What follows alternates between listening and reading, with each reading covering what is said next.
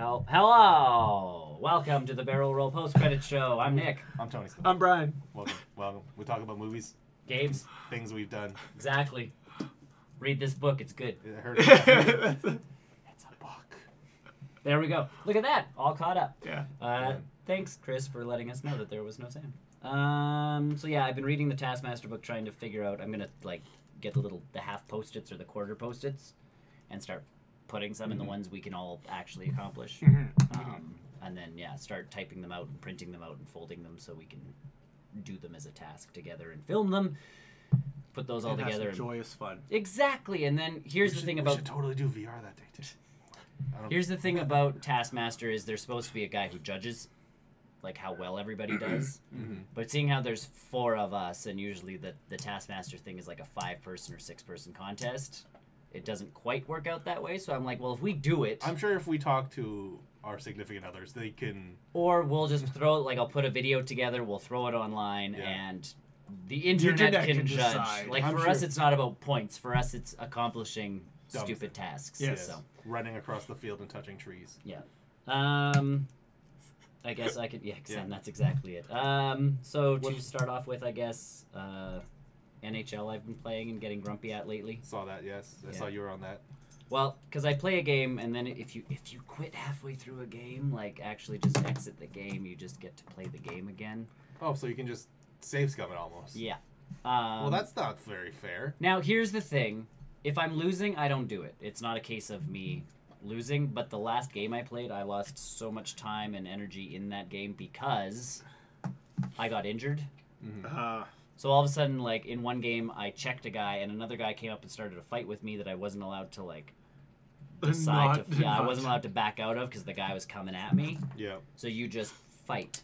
And we finished the fight, and all of a sudden it's like, oh, you've been taken out for medical reasons, and I'm like, great. I'll quit then. Can you quit that? Yeah, so then I'll exit the game completely from the main menu. Yeah. It's the only time I'll quit. I don't care if I lose. Like, I don't care if my stats are down or whatever it happens to be. Because, that part of the game is totally cool. I just don't want to spend half my season injured again. Yeah. So, but every game I see, like, it's like the random number generator has decided that this is the game where I'm going to get injured. I have restarted it like 4 times, and every time it's like, I made it to 5 minutes left in the game, and I'm like, oh yeah! And all of a sudden it's like I got a puck to the face or whatever it was, and it's like, you've been injured! And I'm like, I'm surprised McDavid is still, like, in real life hockey. I'm surprised he's still standing. Oh, well, yeah. I heard he took a pretty big fall. One of them was his fault because he tried, like, vaulting over a guy. Yeah. Okay, well, that's... And 2, the other one was he, like, got crushed in between 2 of them. Like, they pulled the Mighty Ducks move that you're not actually supposed to do in real hockey, and like, sandwiched him. Either way, that's NHL. Otherwise, normally good, having fun with it. Planet Coaster, I am setting myself up for Christmas break. Yeah. So what my plan is I released one video where I made a building. Yep. I have now subsequently done pathing for an entire park almost, and put buildings where I'm going to put buildings, but it's just bases. Oh, okay. Yeah. And I'm going to save each of those bases individually as a blueprint. And then during Christmas break, it's like, oh, I have this section which is like, an 80s street or a 70s street for the United States. Like, because I do. And I mean, I steal stuff from other theme parks or ideas. So I've done the almost Disneyland-esque hub section that spreads out into different lands. Yeah. But I've taken, like, Epcot with their world stuff because they unlocked the World Fair DLC. Okay. So I'm like, I want to use that. So I've done like a boardwalk type thing, but at the end of each spoke is a different country. Well, that's cool. And again, straight out of Disney World. Like, I'm not even trying to pretend that I'm like, I came up with this grand idea. I think Walt Disney might have a different... But yeah, like, Epcot totally has done this already. I'm just doing my own version of it in this park. And I'm going to do an Adventureland type area. I'm going to try and obviously make it different from Disney's. And then my fairy tale world, I'm going to go more spooky with it and that kind of stuff. Fairy tales are spooky, yes. And I'm going to aim for that direction as opposed to like the you know, look at everything being like fairy godmothers and castles and princesses And and then this. Yeah, exactly. This is legitimately like you'll walk into a medieval type town and there'll be a dragons and witches and that kind of stuff. Dragons and Merlin. Yeah. Like that's what I'm kind of aiming for with mine. So again, Disneyland inspired, because again, if you're going to copy a theme park, copy the theme park. Yeah. But right now, so I've got pathing done and bases of buildings in, just so I know the size of the buildings I'm doing. And then over Christmas, I'm just going to go into an individual map, build a building, and then once all the buildings are done, start plunking them into this park. Gotcha. And then every once in a while, if I have lots of time, I'll do like a full ride. Nice.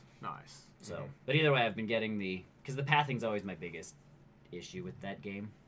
But they've added some stuff that's made it easier. So there's a thing called a curb. Starts with a K, not a C. And it essentially allows people not to walk in that area or over the curb. So kind of like a barrier or a fence? It's definitely, but it's on the ground. So like before you'd put I imagine you like just a put garden. I was gonna say planters or something. No, you'd put a planter in. They'd walk straight through it. Oh. Walls, they can walk straight through. That seems like a design flaw initially, anyways. For Planet Coaster, their big thing was their pathing. They were like, our paths are super important. People will like stick to the paths and this and that and everything else and da da da da da. And it's like, okay. They never really concerned themselves with, oh, there's a wall here, and the person's not going to walk into a wall. Yeah. Your job is to make sure the path goes through the opening and not through the wall part. And then people are like, yeah, but if we design really cool looking stuff, sometimes we don't have that option. Yeah. Or room. Yeah. Or the room for that to happen. And the fact that you've made every wall 4 meters long doesn't help. Yeah. Because I can't just make a 1 meter space away from it. I now have to, like, you know, Do a thing. fidget in this wall. Yeah. The Theme Maker's Toolkit's out now, so you can actually go on Blender, make your own 3D models, and import them into the game. Oh, cool. So people have been making 1 meter wall pieces, 2 meter wall pieces. Oh, good. Like people are actually making up for the developers. The only problem is people are, if you watch Geekism, he was kind of going through some of them, and someone made teacups, and he's like, aren't they great? But the file size on them was like 65 megabytes per teacup, because the guy made the most high res. Perfectly modeled teacup. Can you not downsize anything like that? You can, and that's the whole point. Is like he's like, if you look at the actual assets in the game, like this is what they're doing with them. Like the pictures aren't full pictures unless they're supposed to be seen from far away. Because again, your view is usually quite high up. Yeah. So if you're making these models, down res them because no one needs They don't need a 4K logo. Can you down res it yourself by downloading and just kind of editing their own? No, because what the Theme Maker's Toolkit does is it loads your object from Blender into the game code. So it's not a 3D model that you're downloading; it's the in-game model that you're downloading. And you can't. So unless people share the model online, like the Blender model online, you can't do anything. So people are slowly starting to make better things, because it's like anything when it's like you can make your own assets and people are like, I'm gonna make all this stupid stuff that looks absolutely horrible. It's funny that you mentioned Blender. I've been looking at that as a free software just to dick around with. It looks like it's a lot of fun. It's fun once you get into it. I hear there's a lot of there's a learning curve. Watch some YouTube videos. Don't skip any YouTube videos, but legitimately go from like tutorial 1 all the way down. There's a pretty large learning curve. Well, because again, you have to learn how to, you're going to start with a circle, but then you're going to take pieces away from the circle. How do you do that without doing this? So masks and this and all that kind of jazz. I've played around with it before. It's not as easy as delete the layer sometimes. No, it's not like Photoshop where you're just like, I will hide this problem by putting a layer over top of it. or making it, or putting the eyeball to close. Yeah. Like, it's not the a hidden layer. I hear it's a lot more complicated. Anyways. But yeah, so it's allowing more stuff to get into the game. People are making like little popcorn boxes for stuff and that kind of jazz, or cash registers. You can make your own little shops without having to make a shop. That kind of jazz. So some of the stuff's coming out is really cool. Yeah. And the other problem with Planet Coaster is they make everything huge.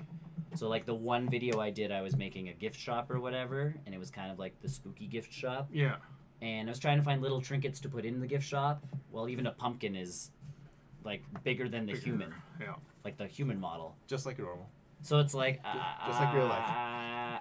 I want little tiny things. So even if people start making shelves with random junk on them for shops, because again, it doesn't have to look fantastic, but at least if you're passing by a window, it looks like the shop has stuff in it. Yeah. Mm-hmm. That's not kind just of an empty or it's storefront. filled with a bunch of random junk just to fill shelves. Like Yeah. that's I'm like, all right. And yeah, at the same time I'm like, Blender might be interesting to get into to make 2 or 3 little things for here and a few things for there. But again, I barely have time to make these buildings, never mind model things. So we'll see. Other than that, I've been playing a game with you two. Star Wars Battlefront 2. It's not a terrible game. No. It has issues, but it's not the worst piece of garbage out there. No. It is essentially a Battlefield game at this point, but with Star Wars. Yes. Yes. Hey, fun fact. That's what the original Battlefront was. Right. In fact. Um, It's actually a really solid shooter. It is. It's very fun. It's a fun game. I have yet to dabble any of the single player. Yeah, no. I've never loaded the single player I played yet. the first level, and that's where most of the trophies are. Like, it's like hidden trophy, hidden trophy, hidden trophy, hidden trophy, and I'm like, well, show hidden trophy, please. And it's like, oh, beat this level, and I'm like, oh, it's just all single player stuff. All right, cool. Honestly, if I could gain credits for playing single player, I'm surprised you or don't. unlock stuff Unlock for playing something, single yeah. player. I'm surprised you can't unlock stuff for single player. Well, no, because they want you. Well, maybe if you finish the game first, maybe you have to finish the single player. As far as I've seen, everything I don't is no. No. So either way, yeah, Battlefront 2. They just unlocked the Geonosis level. That was a fun. That's a That's fun. map. That was a fun That's a map. very very fun map. Yeah, these Open world developers. is are okay. really- There's a lot of moving objectives. Yep. Yes. At one point, like it's Yeah. And not just the same moving objectives like in some of those other maps where it's like, this thing is going down this big long street, Yeah. stop it. This one's legitimately like, we're going to drop these things, like Just- there's like 4 of them at a right. time, Oh, stop and, them. And if you don't, then the objectives change again. Yeah. Yeah. And it's Yeah. it goes from a capture point to destroying Yeah. objectives to protecting an objective. Yeah. They're getting there. Well, it's Yeah. the pieces. I think EA is less involved and DICE is kind of back in control of a lot of the pieces feels of like it. it Yeah, almost. because all of a sudden it's like, this is a game This is you a game. created. Excellent. Like This is at some fun. point they're gonna put in like a weird Star Wars Battle Royale mode. Yeah. Yeah. I would actually see that. I would love to see a Clone Troopers Battle Royale Just mode. battle royale. And honestly, they could at this point. Yeah. Just- Yeah, Easily. they'll get into that. Easily. Yeah. Yeah. Because I know Um, Call of Duty has been taking a lot of people with Blackout. Lately, Sure. Lately. Mm. I 'Cause mean, it's a cool feature. yeah. And apparently it's well done. Well, and again, in this kind of game, it makes sense. Yeah. It's not like dropping a battle royale mode into something that makes no sense. This is Yeah. legitimately you're fighting, fight. I heard the Red Dead Online Battle Royale mode's actually really good too. Yeah, I've heard it's Yeah. been doing well. But yeah, Star Wars. What is Red Dead? Like, I come don't on. I don't know. 100 cowboys drop into a map and they all have shivs. Go. So Star Wars is great. Yeah, it's a fun game, and the fact that you do get to switch up who you are most of the time is, I think, a fun thing. The different classes are different enough that I wish it was a little more illogical in regards to party members, because I know every once in a while we wouldn't be in the same party even though we're clearly in the same party. yeah. Yeah. I wish it was a little more organic like that. I think that's just how much space is left in certain things. It totally is, but Yeah. it's It's like, you've joined this map, and there's 3 of you, and we found 3 spots, but this They're squad not the already same. has people in it, and they're not just going to be like, all right, Jimmy, you're not in this squad, and all of a sudden Jimmy's like, Yeah, that's what it. happened to my squad? Yeah, I find like we have better luck when we start matches at the same time rather than Yeah. Yes. Yeah, so once that first map happens, and we might be separated, and then the next map happens, and all of a sudden, It does the math. 3 or 4 of us are Yeah. in the map Yeah. together. So we also let Chris play off of my PlayStation through the share play thing, which was kind of entertaining. I never actually watched that video because he was going through your mic, and every time he said shoot, Yeah. I didn't hear what he said. Yeah. But yeah, that was I told you guys, like, that's a cool little feature if you're ever playing like a fighting game or something like that. There It's was just cool. watching Chris. There was just enough lag to screw a person up. And especially with a shooter. But if And you that, like, especially that with was a the funniest part. Was like you'd high see, action you'd see shooter. this person running, and all of a sudden Chris would kind of like like track right behind him. Right and it's behind like, him. You got to be tracking like way forward. You gotta be 'cause there's- predicting your shots. Yeah. You be calling your shots before. He did start getting it though, like right around the end Yeah. of when he played that level. All of a sudden, it's like he got a kill because it was like, okay, you know, yeah, we're getting there. I think It's not- switching it's back not- to a regular game would have been a little bit more confusing. Yeah, because all of a sudden now you'd be he's in trying to the track front. people and way in front. Obviously, Geonosis is like the only map playable right now. I think they're trying to really pump it out. Yeah, Yeah. They and wanna most get games people do that. wanna- Heroes of the Storm does that Yeah. when it's like, there's a new map.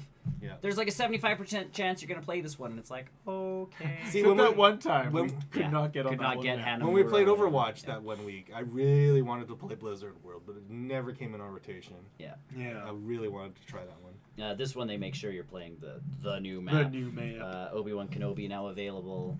I think I'm just gonna save my credits. General Grievous available. Yeah. I think I'm just gonna save my credits for like Anakin. I think.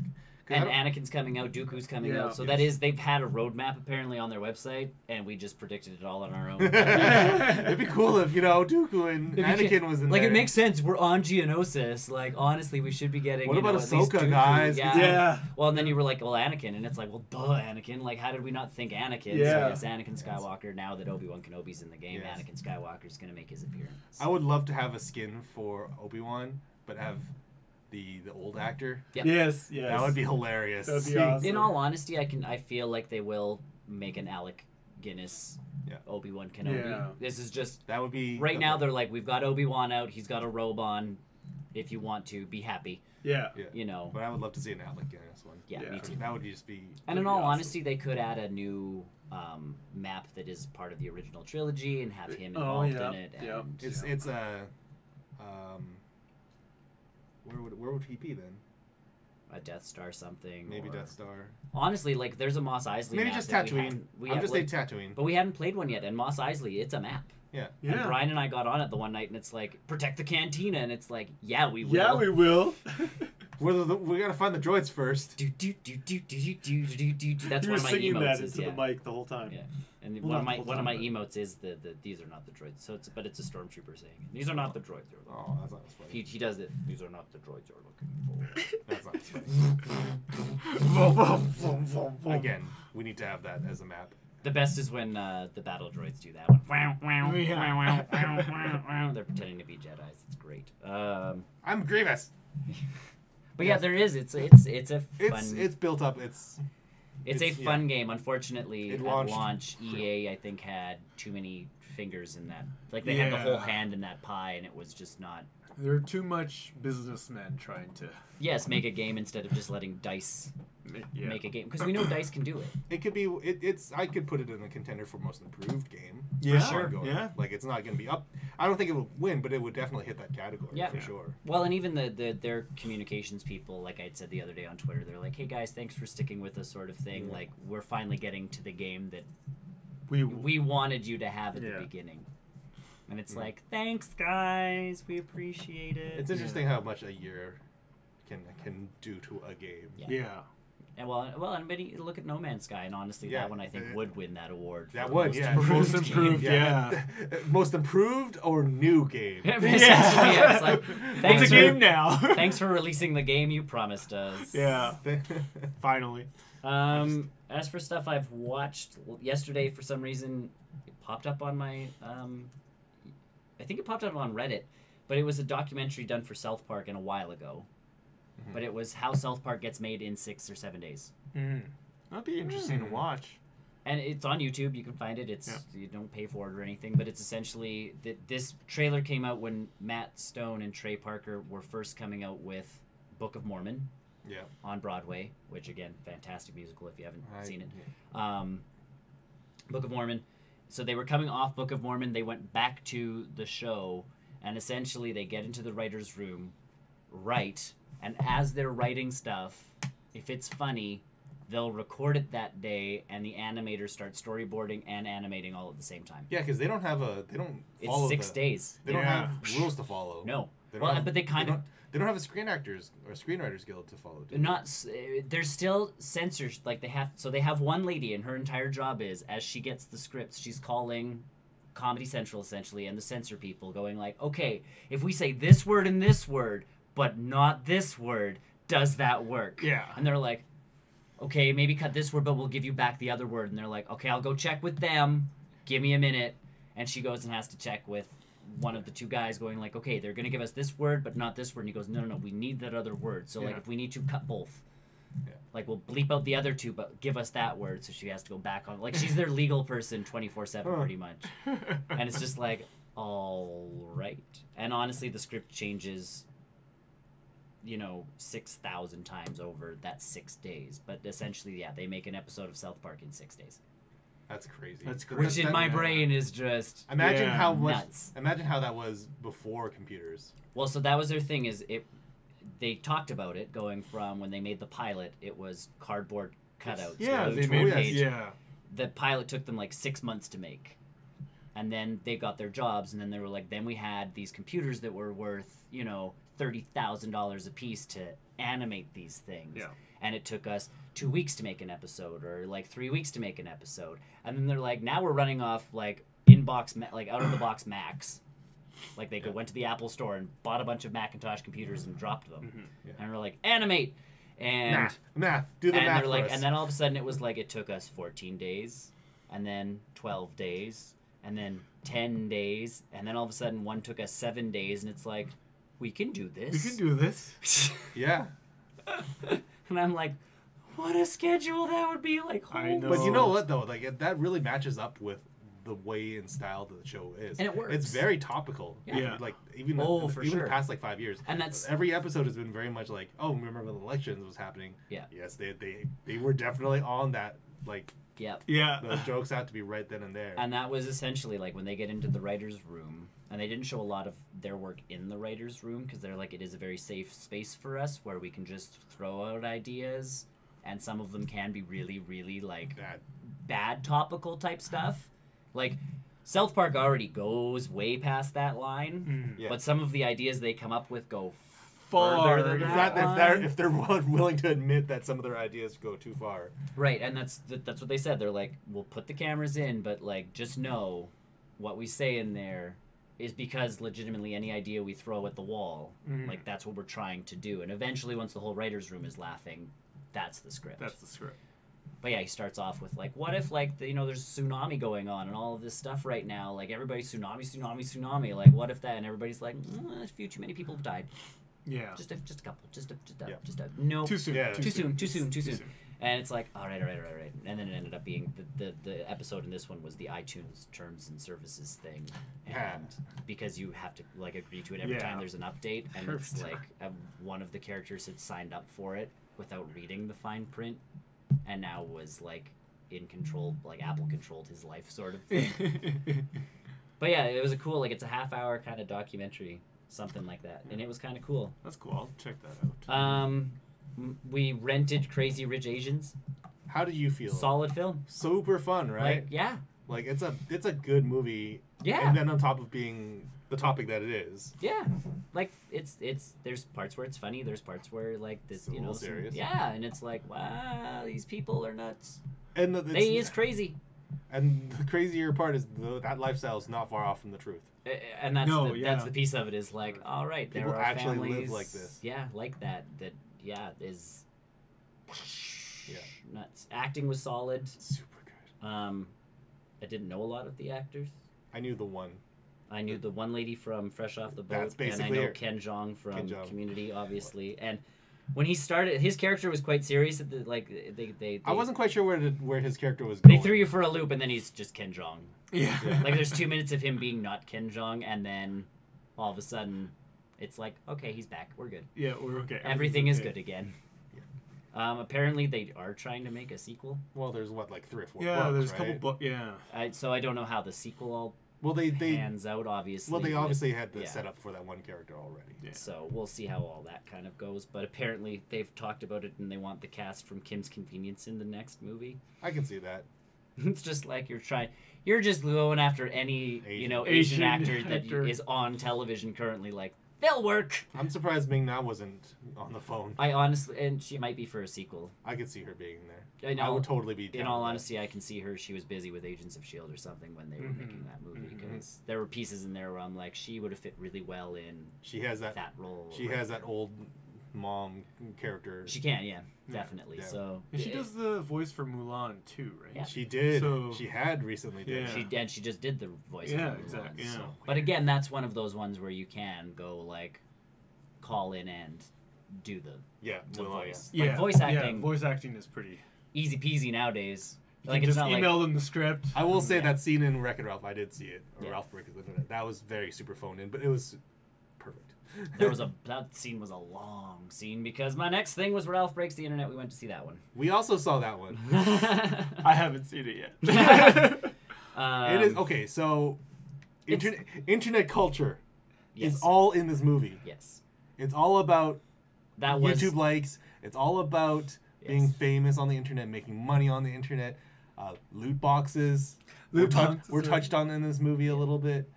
Yeah, there was a lot of the internet culture pieces were very good. Yes, The story very overall, I was like, The story was okay. Yeah. It made me. It gave me emotions, but not like. not to the point where I'm not crying. Like, in It's all just- honesty- it's one of those like feel good emotion movies where it's like, oh yeah, it's a growing up film like for some of these characters.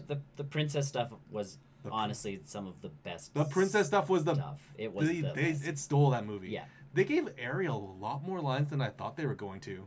I think because she still does most of the voice acting out Oh. of that whole room, like other than Anna and Elsa, and I don't think they wanted to play up Anna and Elsa that much, going like, okay, people are a little like, let's not Yeah. push the Frozen too much. So Because it's we just are they're getting making another Frozen Frozen 2. movie. Yeah. Yeah. Whereas, yeah, Ariel, if we give her more lines, Yeah. she People does. won't. Well, and she still does a lot of the voice Mhm. acting stuff. Ming's character, Yeah. Mulan, was pretty good. Yeah. Yeah, like everyone in that film, Everything's so spot on. The story to me was just, I'm like, it was I it could see- have been a little stronger. But- and that's just it. It was like you wanted to get to the internet, and this is how you did it. Yeah. This is why this is the pieces in it. You go to the dark web. This is what you're gonna see. I love Like, that part. Yeah. There's a lovely little part where, because everything in the internet is here, Yeah.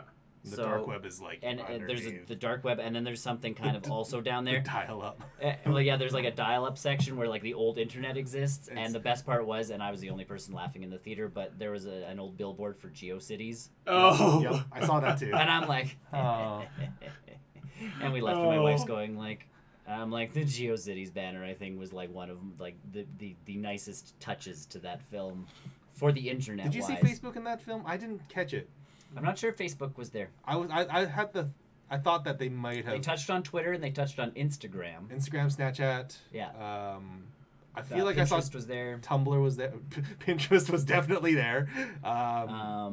Google, obviously. Yeah. So they instead of the YouTube was in the movie, but YouTube was, but they used their own version of YouTube. and the reason for that is because they have to meet a person who is the algorithm for making videos popular, And trending. YouTube is not going to admit to having that. having a system for pushing certain videos to the front page. Ah, I see. I see. Isn't that like we left and I went, YouTube wouldn't let them use YouTube for that piece because of that exact reason. They I was don't- like, they- we they- don't push videos to the front page if people pay us money. That's ridiculous. Yeah, they do. Mm-hmm. They do. But they're not going to admit to it. So that's where I just laughed because I'm like, that was the only reason they didn't use YouTube. They used BuzzTube. I think the weakest part of the film was probably Felix and what's her name's character. They really didn't have to go back to the arcade. No. They went back a couple times to the arcade. Like, not really. No, they didn't even. It was No, just a cut. It was a cut back. Yeah, but that's what I mean. Like, they cut back to the arcade for... But 90%, I would say 95% of that movie is on the internet. Yeah, which was They fine. Yeah, and if you're making a movie about the internet, Yeah. there's a lot of stuff to do. It just made me laugh that they brought so many voice actors back for the arcade stuff. Yeah. And yeah, it was... They use them for like 5 seconds. the movie. So was it more like This was a Disney movie about the internet, and they used Wreck-It Ralph to get there? Yeah, I would say something. Yeah, like that. probably. And like at the end of the movie, at the end of the day, he's not that important in the entire movie. No, it's overall. a Vanellope. It's a Vanellope movie. Oh, okay. The last one was a Wreck-It Ralph movie. Yep. This one is a Vanellope flick. Yep. And yeah, it was essentially we know we can get away with all these pop culture things through a Wreck-It Ralph movie. Yep. So let's... I'm let's actually go that surprised way. that. I'm surprised virtual reality pieces weren't more into this movie. Meh. That would have been I mean, that is picking up a lot of steam lately. I do like Sonic, like when Sonic the, game. like Wi-Fi gets plugged in. Essentially, he's like, "No, Ralph, it's the internet, like the information superhighway," and I'm like, "Yeah, gotta go fast, gotta go fast, gotta go fast, gotta go fast." And yeah, they didn't want anybody going online. Gal Gadot's character was kind of cool, and yeah, they touched on online gaming and that. They used a lot more Gal Gadot than I thought they would. Me too. Like I thought she was just gonna be that one piece in the intro or in that one part of it, yeah. But it makes sense for Vanellope's character at the end of the movie. So yeah, pop-up ads, and why can I not think about it? Alan Tudyk was again in this film. He was Google. He was not King Candy. He was the knowledge. Yeah, the know-it-all guy. The knowledge bar. Yeah. He's basically on permanent retainer for. I just thought that was really cute because you're watching the credits, and it's like, you know, John C. Reilly obviously and Sarah Silverman, and then they brought in the Fix-It Felix and whose name I don't know because he's only ever been on 30 Rock and I never watched 30 Rock. Lady from Glee. Oh, the singer. Oh, the teacher. Not the singer, the teacher. Yeah, she was. I know who exactly. Yep, I know who you're talking about. but yeah, like her name, and then it was like Alan Tudyk, and I'm like, King Candy. And again, my wife's like, what? And I'm like, he was King Candy in the last one, and they wanted to bring him back, so he's a new character. He's the turkey in Moana. Yeah, or chicken in Moana. The chicken in Moana. I went to Harvard. Yeah, I went to Harvard. So yeah, regular, like a good movie. I love that movie. Like solid flick, just not for the story piece. When you go see it, there is 2 post-credit sequences. Yes. Oh, okay. Did you catch both of them? Yeah. Okay, good. Yeah. I'll go Don't tell him. Don't tell him. It's good. Both of them are like, I would put them in like post-credit sequences of the year. Yeah, they both of them. But yeah, it's like honestly solid flick, just not for Wreck-It Ralph and Vanellope. Like I'm sitting there going, it's a Vanellope movie. It's a Vanellope movie, but at the same time, I'm like, it's an I love yes for the fact that every 5 seconds her outfit changes because she has to stay relevant. She has to be trendy all the time. So every time the camera cuts back to her in a different scene, different outfit because she has to. But yeah, she's BuzzFeed and YouTube mixed into. That's the company is BuzzTube. I love the comments section. Yeah. I'm like, he's going to the. Oh, he's not gonna have a good time. Users online are just cute little avatars. Yeah, I saw that in the commercials. You saw with the cube-like heads. Yeah, they play that one up. I like the piece where it's like, I want to go to this place, and when you click a link, it puts the person in a car and then shuttles them to the next portion of the internet. Honestly, if the internet moved that slow, though, we'd all be doomed. Yeah. It's cute as a visualization type thing, but it's like it's taking them forever to get places. Nanoseconds, man. Nanoseconds. And that's essentially it. Is you have to think about it as these guys are moving that quick, doing stuff this fast, doing stuff that. But then other parts slow down because obviously they get to eBay, and there's timers on things, and it's not like ding ding ding. Yeah, ding, ding, ding, ding, there's a little suspension of disbelief. Very much so. But again, you're in the internet with video game characters, so yeah. Yeah, overall, like it's a solid film. Funny. It's just not like Wreck-It Ralph was a cute movie for Wreck-It Ralph and the novelty, the arcade, the novelty of it having like all these video games, like licensed video games in this. Yeah, this one was licensed. It's almost like a Ready Player One kind of. Like they got all these other like. I would say Ready Player One is a lot more ambitious than Wreck-It Ralph. And Ralph Breaks the Internet. Because to a point, but. I would say that one's a little more ambitious. Nintendo obviously took a step out of this one. No Marios. Because obviously a Mario movie's coming out from Illumination, so I feel like that was a big piece to this one. Was like, can we have Mario or Bowser or something again? They're like, no, we're using them over here. Meanwhile, Capcom's like, hello. Yes, you can use all of our guys. Zangief and Chun-Li are super in the movie. Like super in them, like in your face. Oh, really? Yeah, they're not just like walk-off characters. And then I think going to the internet, it did give them that opportunity to be like, here's this brand new game that's on the internet, and da-da-da-da-da-da-da, and we don't have to use any licensed stuff for this because we're spending all of our money on Google. I was actually surprised there was no Fortnite other than the name drop. Yeah. Fortnite. There's not enough Fortnite in this movie. I thought there would be way more. I'm okay with that because I know I'd be okay with it too, but because it's Fortnite. It's that one game. I'm surprised Blizzard didn't step up either. Yeah, Blizzard. As like they've been involved in online gaming for ever. Like starting with StarCraft and moving all the way to World of Warcraft. I was surprised you didn't see like some sort of Blizzard. I wonder if any of that had to, like, this is just my like thinking out of the box or tinfoil hat thing. I wonder if it was them trying to distance themselves away from Diablo Immortal, maybe. No, you don't think like they talked to Pixar afterwards, like, guys pulled the Diablo stuff that we were gonna put in the game. I don't see Diablo making it into Wreck-It Ralph. Like, in all honesty, well, he was in the first one. Either Wreck-It Ralph or not Wreck-It Ralph. Sorry, World of Warcraft or like a StarCraft. I was gonna say, you have the Space Marines already in the movie, so yeah. But like even just an undead guy walking by sort of thing, or like that kind of shtick. We didn't see any of that. They made their own online game. Yes, the Slaughter Race. The Slaughter Race, which honestly I think would be it's pretty much it's GTA Online. It's GTA Online in a post-apocalyptic world. Yeah. Which is yeah. But yeah, the princess stuff was by far like that stole the movie. That stole the movie. My Disney piece of it was. There's a lot less Star Wars than I thought there was gonna be. And again, maybe that could have been part of they pulled Star Wars out of it more because of the reception of Solo, and they're like, okay. Well, Marvel too. Like the only character you see is in the same from the trailer that you see him flying in. It's Iron Man. That's only Iron Man flying. That's the only Marvel character you see. They really focused on the Disney side of that. You might as well. Yeah. And again, I mean that princess stuff took up quite a bit of time, but it was good. I wonder if Tim Allen recorded that line for his character. They had, or was it just like the Eeyore was the guy who did him in Christopher Robin, right? Whose name I can't remember right now. Brad Garrett from Everybody Loves Raymond, Big Brother. Yeah, he does Eeyore's voice, so it might have been pre-recorded because let's face it, they probably have Tim Allen saying "To Infinity and Beyond" 8 billion times. Yeah. It's not like they need him to come out and actually do it. Yeah, because the Baymax was in the trailer and he's in the movie. He doesn't say anything, which I was a little upset with, but only because I love Baymax. Did you see the A113 piece? I'm like, oh, that's like in your face. That they're super relevant onto Disney and Pixar. They know the audience that they're getting. That they're targeting, and they knew what they were aiming for. So cool. Yeah, super great movie. What I've been doing other than the stuff from last week. Cool. I can go on. Excellent. So yes, I played Star Wars with you guys. Yeah, we did. Star Wars is a pretty cool game.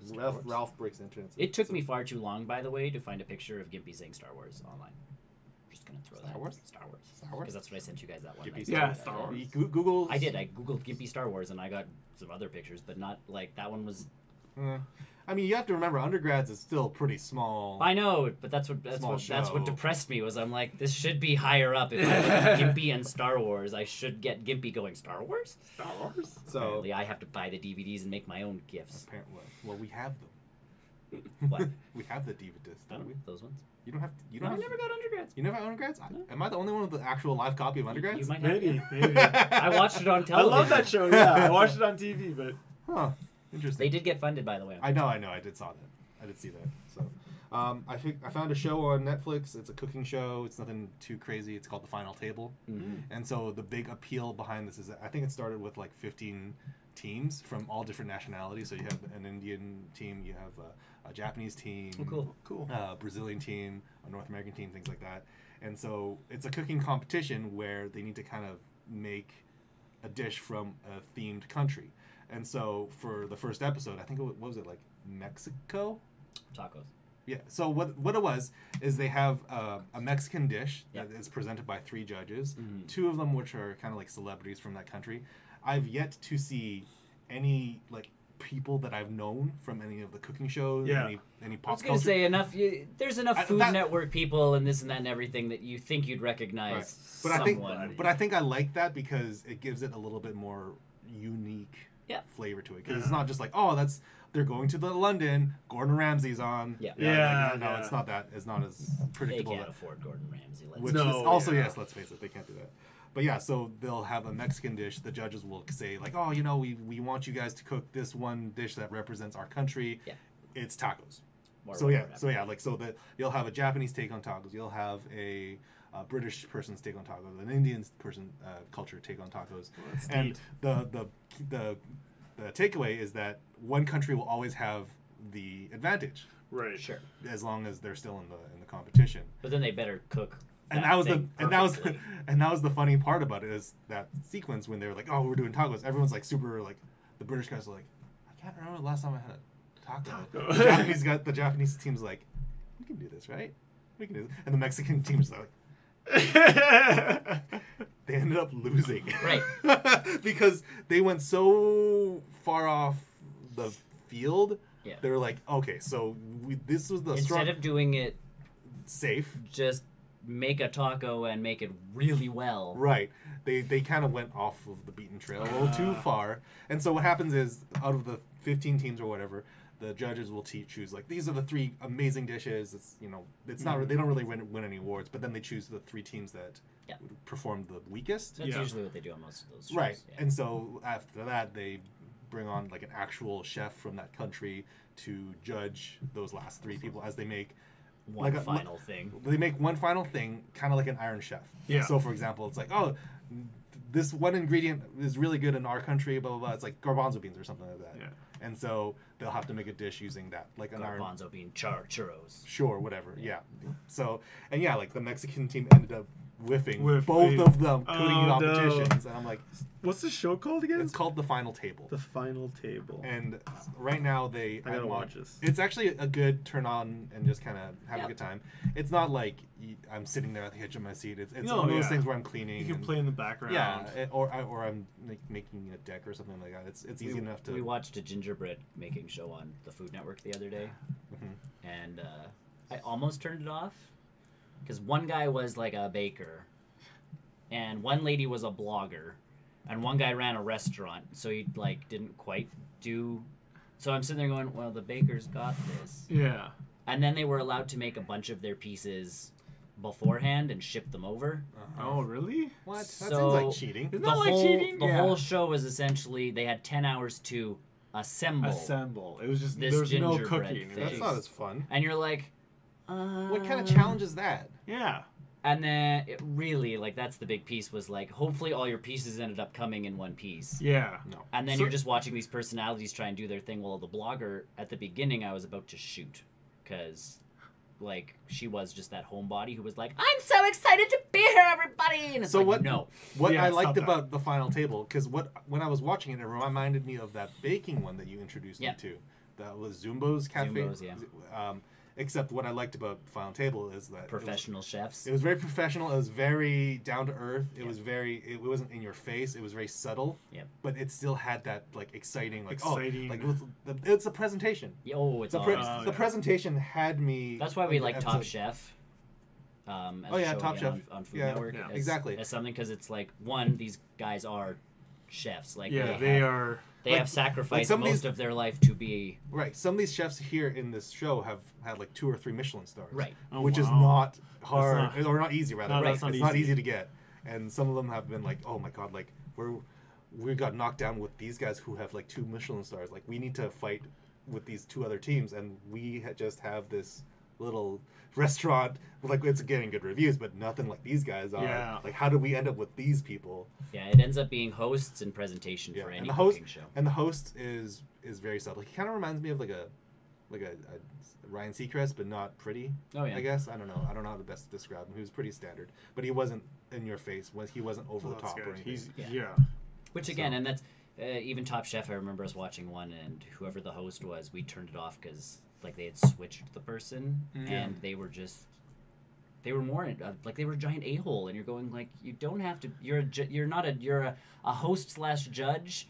You don't have to be this much of just Yeah. host. Mm-hmm.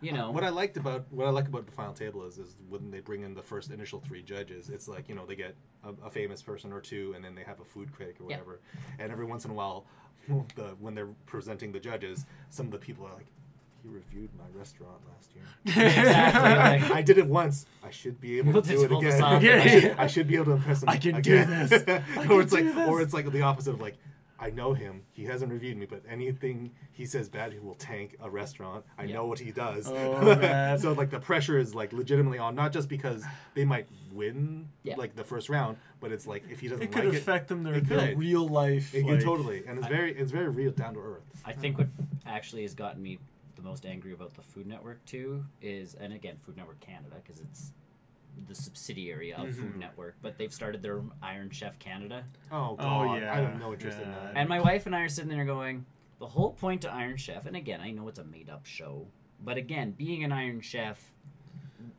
is supposed to be an important thing. Yeah. Like, to own that title is to actually have, like, it's a big deal. Yeah. Because on your restaurants, you can say, like, you know, Iron Chef. Bobby Flay, da-da-da-da-da. Yeah, I beat the Iron Chef or something like that. Or I Yeah. beat one of these Iron Chefs. In Canada, I know I know 2 or 3 of the people who they've picked as Matsumoro. Iron Chef. I know Matsumoro. Well, Matsumoro. he's from the actual Iron Chef show. Yeah. Iron Chef Canada is like Lynn Crawford, who had a show here where she went to farms and cooked things for people out of their own ingredients that they grew. So she stole. Yes. So she's a thief. And there's there's an Asian cook who I recognize as someone from, like, Canada. Walk this way. But like, the other 2 are, I have never seen them before, and it's like, challenge our Iron Chefs, and I'm like, no, you do not get to just be like, we picked our own 4 or 5 Iron Chefs. Like, we gave them the title. No, and then of course the chairman on their show is a completely different one, so it's like another one of his nephews came to Canada and was like, I'll pick 4 Iron Chefs from here. See, I like Alton Brown. And again, Alton Brown's not on Iron Chef Canada, so again, yeah, like Alton Brown was half the reason why I watched those ones. Good host. Yeah. Where it's just like, He's interesting thing that's going on over there. What are they cooking? Yeah. Like, find out for me. And then it comes and it's like, I would have done this instead. Yeah, he just... Again, not a jerk about it, just he knows so much about food science. Oh, yes, that guy is... Like, he's an encyclopedia and a half. Yeah. Like, that's the fun with Alton Brown is, being that host is, interesting way to do that. Instead of frying it, I would have done this. Because it would have taken time off the process or increased the flavor or done something like this. And you're like... And then in Final Table, when they get to that last dish sequence with the 3 teams... Yeah, the master chef will do that, where he'll walk around, he'll talk to them a little bit, like, what are you making, blah, blah, blah. And then he'll be like, oh, okay, that's cool. And then as he walks away, the team's like, did you hear what he said about our thing? We should cut it, or, like, we should change it. Like, we cut it wrong. Start a new one. Yeah, it's like, we're cooking it wrong. Get nothing from the He back. likes his steaks 5 inches thick. Like, get another piece. Yeah. So... yeah, like, it's got that vibe, too. That's awesome. Like, it's a cool show. I recommend it. It's nice. So watch that. As far as TV shows go, I watched movies. I watched the Pokemon movie. Not the Detective Pikachu movie. No. Pokemon The Power of Us movie, which is their 21st animated film. And it's a really good movie. I really like the fact that they have gone... They take the Ash character and Pikachu character, and they don't really take from the show. They just have their own version of Ash and Pikachu in this brand new city. And so the big story behind it is that there's this town that uses wind power to power everything in the city. And every year they have a wind festival, which brings in Lugia to help. Like, Lugia is part of the culture there. Every year they call Lugia in, and he'll bless the city with winds for another year. And it's a typical Pokemon movie where it's like, oh, now how will Lugia come now? Because we don't have this plot device to bring him here. And it's very typical. But what I really enjoyed about it is that they actually took the time to draw the characters. It is an actual full-on anime style movie. Yeah. It's a real anime film. And you look at Ash, and yes, we've seen the Sun and Moon variations of him. Yeah. He looks like an actual 10-year-old. Yeah. Whereas if you've seen from X, Y, and Z, he actually looks like 15. Yeah. They took that model. They took that design and made him look actually older. But not like, adult. He still looks like a teenager. He's still like a but kid. He's still a kid. And what I also like about it, it's not all centered around him either. It's very much around these other characters in the movie. There's all sorts of different... they've got a scientist who doesn't really know how to do any public presentations, and he has to make this presentation about this new... he's studying the moves and the science of Pokemon moves, but he can't present it. They've got this older lady who's really, really jaded, doesn't really like Pokemon, but she accidentally ran into the file of... the scientist was studying the move Attract.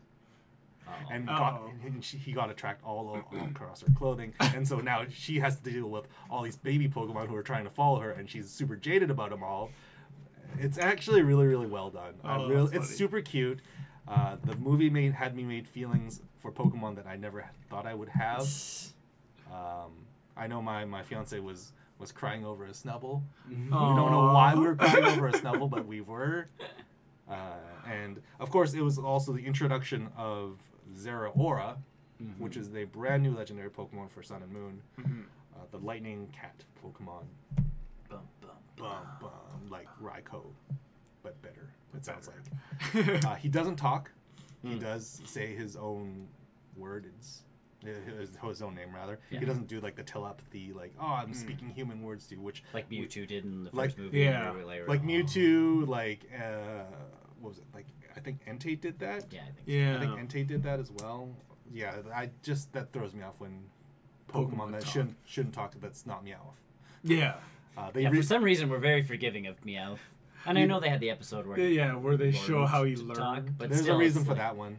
He's a plot device. He's 100% plot device. For We're not sure. Team It Rocket. was just really funny where it's like, that Yeah. Meowth can talk. I'm okay with this. You see one other talk and you're like, nope, No, you're not allowed no. to. And I like that everyone in the movie, it's Team Rocket. They're hatching their own scheme to try and catch Pikachu, but they need to make their own money somehow in this new city, and so now they're selling lumberry juice, and it's just this Meowth on top of this cart selling lumberry juice, and everyone's like, they're not like freaked out over it.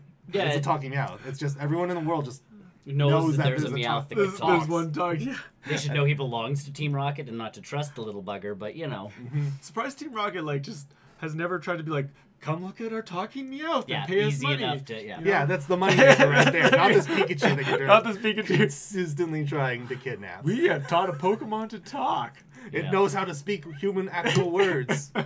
Come see it. And I know that was a big piece in, what was it, X and Y, in the Kalos region. Oh. No, it wasn't the Kalos region. It was the Black and White region, Oh. where no Pikachu's existed in that area. And so when Ash, every time he traveled to a new city, everyone's like, "That's a Pikachu! I've never seen a Pikachu before." And they did that with Meowth in that season, series. in that series as well, where it's like, "That's a Meowth." And it's talking. I've never seen that style of Meowth before. Because I honestly feel like with the Pokemon show, it should be series this, series that, as opposed to seasons. Cause, It's much easier to keep track of. well, in Yeah. all honesty, Anytime they make it- every time it opens up, it's like 10-year-old Ash is traveling to, and you're going, aren't we on season like 26? Shouldn't he be, No. at least 15? 30. And then I laugh because it's like it took him in my head canon. It just takes him a week to do all of these things, like an entire season. It's like we've been here 6 days, Yeah. not months. Years. Yeah, or Years. how many years it's taken for him to get places. Get It's places. it's like you've been gone for 3 hours. Yeah. But yeah, like this is an actual full-fledged anime movie. Like Yeah. you don't have the cheesy Professor Oak. You don't have his mom character anywhere. It's like a real anime film, not And I- just. Okay. So they've actually put time and effort into it, in which I'm super okay with this. It's fun when I think that the anime movies come out like that and separate themselves completely from Yes. the actual cartoon. Yeah. And this is the safest thing they could do because everyone knows Ash. Yep. Everyone knows Pikachu. Everyone knows that Pikachu's special and he won't go into a Pokeball, and that's that. Yeah. But then they plant him in this fictional, well, I don't want to say fictional, but the city that doesn't really exist in the canon of the games, but Yeah. it's still good. Because It's still- Dragon Ball's doing it again with another super movie. Oh, of course. Yeah, Broly. Broly, yeah. Which is a whole, it's a reset. Broly's never been seen before. So this is going to be Oh. Broly in DBZ movie canon now, when it comes to Super, is now just as powerful as a Super Saiyan God. Because essentially it's Vegeta and Goku fuse, go Super Saiyan God, and still have a hard time beating Beating Broly. Broly. And it's like, That'll be fun. damn, that's gonna be good. Like they're showing the previews for it already, and I'm like, oh my god, it looks so good. Yeah, so yeah, the anime movies when they Yeah. go When they, yeah. away from the show just enough, where it's like we know It's these recognizable. characters, It's recognizable. Yeah, We're gonna touch them up a little bit. We're gonna throw them into a different situation. and that's Yeah. the pieces, and all of a sudden it's like we can now spend oodles of money on this. and tons of money and a lot of time on each scene. And you don't have to start. You don't have to beat that dead horse anymore. Like people understand this is Ash, this is Pikachu. Yeah. Like, Yeah. He just Yeah. travels. Yeah. That's Yeah. all he does. Like he's here, he's there. Yeah. Who And cares? and he does have a few key moments in that movie, but Sure. the entire. I would say that most of that movie is on the supporting cast, Mhm. the supporting roles that Yep. they introduce. They have this one trainer or she's not really a trainer per se. I can't remember her name off the top of my head, but her thing was that she was a Olympic athlete or a regional runner or something like that for the sports team, and she was going to this city to catch her brother a Pokemon who can't go to this festival. Turns out he just wanted to get an Eevee. So there's an Eevee moment in that movie where it's like, oh yeah, this is where they're gonna get all the 12-year-old girls and my fiance. Yeah. So it's clear. Yeah, though it's go see it if you haven't. I don't think it's in theaters anymore. It was like in theaters for like 2 days. No, but this is one of those ones that you'll be. It'll on DVD. It'll be on DVD. With the Blu-rays and that kind of stuff. It'll definitely be on DVD. Yeah. I was a little bummed out they didn't have any promo cards for it because that's the hallmark thing about a Pokemon movie. You get a card. Yeah, you go to the movie, you get a card. There wasn't one this time. It wasn't a breaking point for me. I just know we wanted to see it. So. Yeah. So we watched that. Video games, playing Pokemon Let's Go. Yeah. I'm trying to experiment something with that game right now. I heard that they kind of break off once you get, I think, the 3rd badge. You can kind of do anything you want. Almost. Like you can go to Cinnabar Island. Basically. Yep, as long as you can fight your way there. Yeah. So that was my understanding. So I'm kind of experimenting on that. At the same time, I really need to get to Fuchsia City so I can get that stupid mystery box. Yeah. For Meltan. So I think I'm gonna try and push my way down. That's what I did. So far it's like I look at the map and I'm like, I haven't gotten this path yet. Off I go. So that leads me to like my other piece of the game with this little Pokemon Go or Pokeball Plus. Yes. Leveling Pokemon in this game has been, it's either incredibly challenging, or incredibly trivial. Because with this thing, I can put a Pokemon in here, take it to work, walk back home. That's 7,000 experience. Yeah. That's like 4 levels for one Pokemon. And I don't walk around that much at work. It's basically me walking to and from work. Yeah. I can only imagine if I actually had it in my pocket, yeah. I'd actually be getting tons more experience. Yeah. That's really good timing. That's really good timing. But, every once in a while, the Pokemon that you put in here will call out to you, and you have to press the button. And you get, I think it's like a XP multiplier or something. Oh, I see. But yeah, like in the game, really good time. If you do spend the time catching the Pokemon. Yes. So once I did get Surf, or whatever they're calling it now. Surfboard. The surfboard with an Eevee on the front. Essentially, it's like, now I'm going to go catch water Pokemon. So I just started going in this one section of water where I knew there were no trainers, and it was like, all right, pick one. So there's, Tentacools and Magikarps and that kind of stuff. And I'm like, all right, which one are we going to go for now? Right. Sort of thing. So yeah, I'm in Lavender. I think I do need to go through Lavender Tower first. Nope. I think you don't have to do Lavender Tower, you don't think? Well, you do have to do it, but to get to Cinnabar Island early, you don't think so? Because you need to get the Self Scope. Oh. And you do. You do, because you need the flute. You need the Poke Flute. Yeah, never mind. Yeah, you need to get through the tower. Yeah, that's what I was thinking. Yeah. To get the Self Scope, you need to get the flute, to get the Snorlax out of the way. So you just need to go through Team Rocket's secret hideout. Yeah. In the game center that you can't play games in anymore. Yeah, they took that out. I was a little mad about that. Yeah, me too. That might have been a ESRB thing. Yeah, I think it was, because, gambling. Yeah. And they don't want to be associated with gambling right now. I know, you go up to the guy and he's like, we're all out of tokens. And I'm like, oh, fuck off. Really? Like, how am I supposed to get my Porygon? What kind of arcade runs out of tokens? Go open up one of the machines. They're all in there. I'm busy. I'm busy behind this counter, and it's like...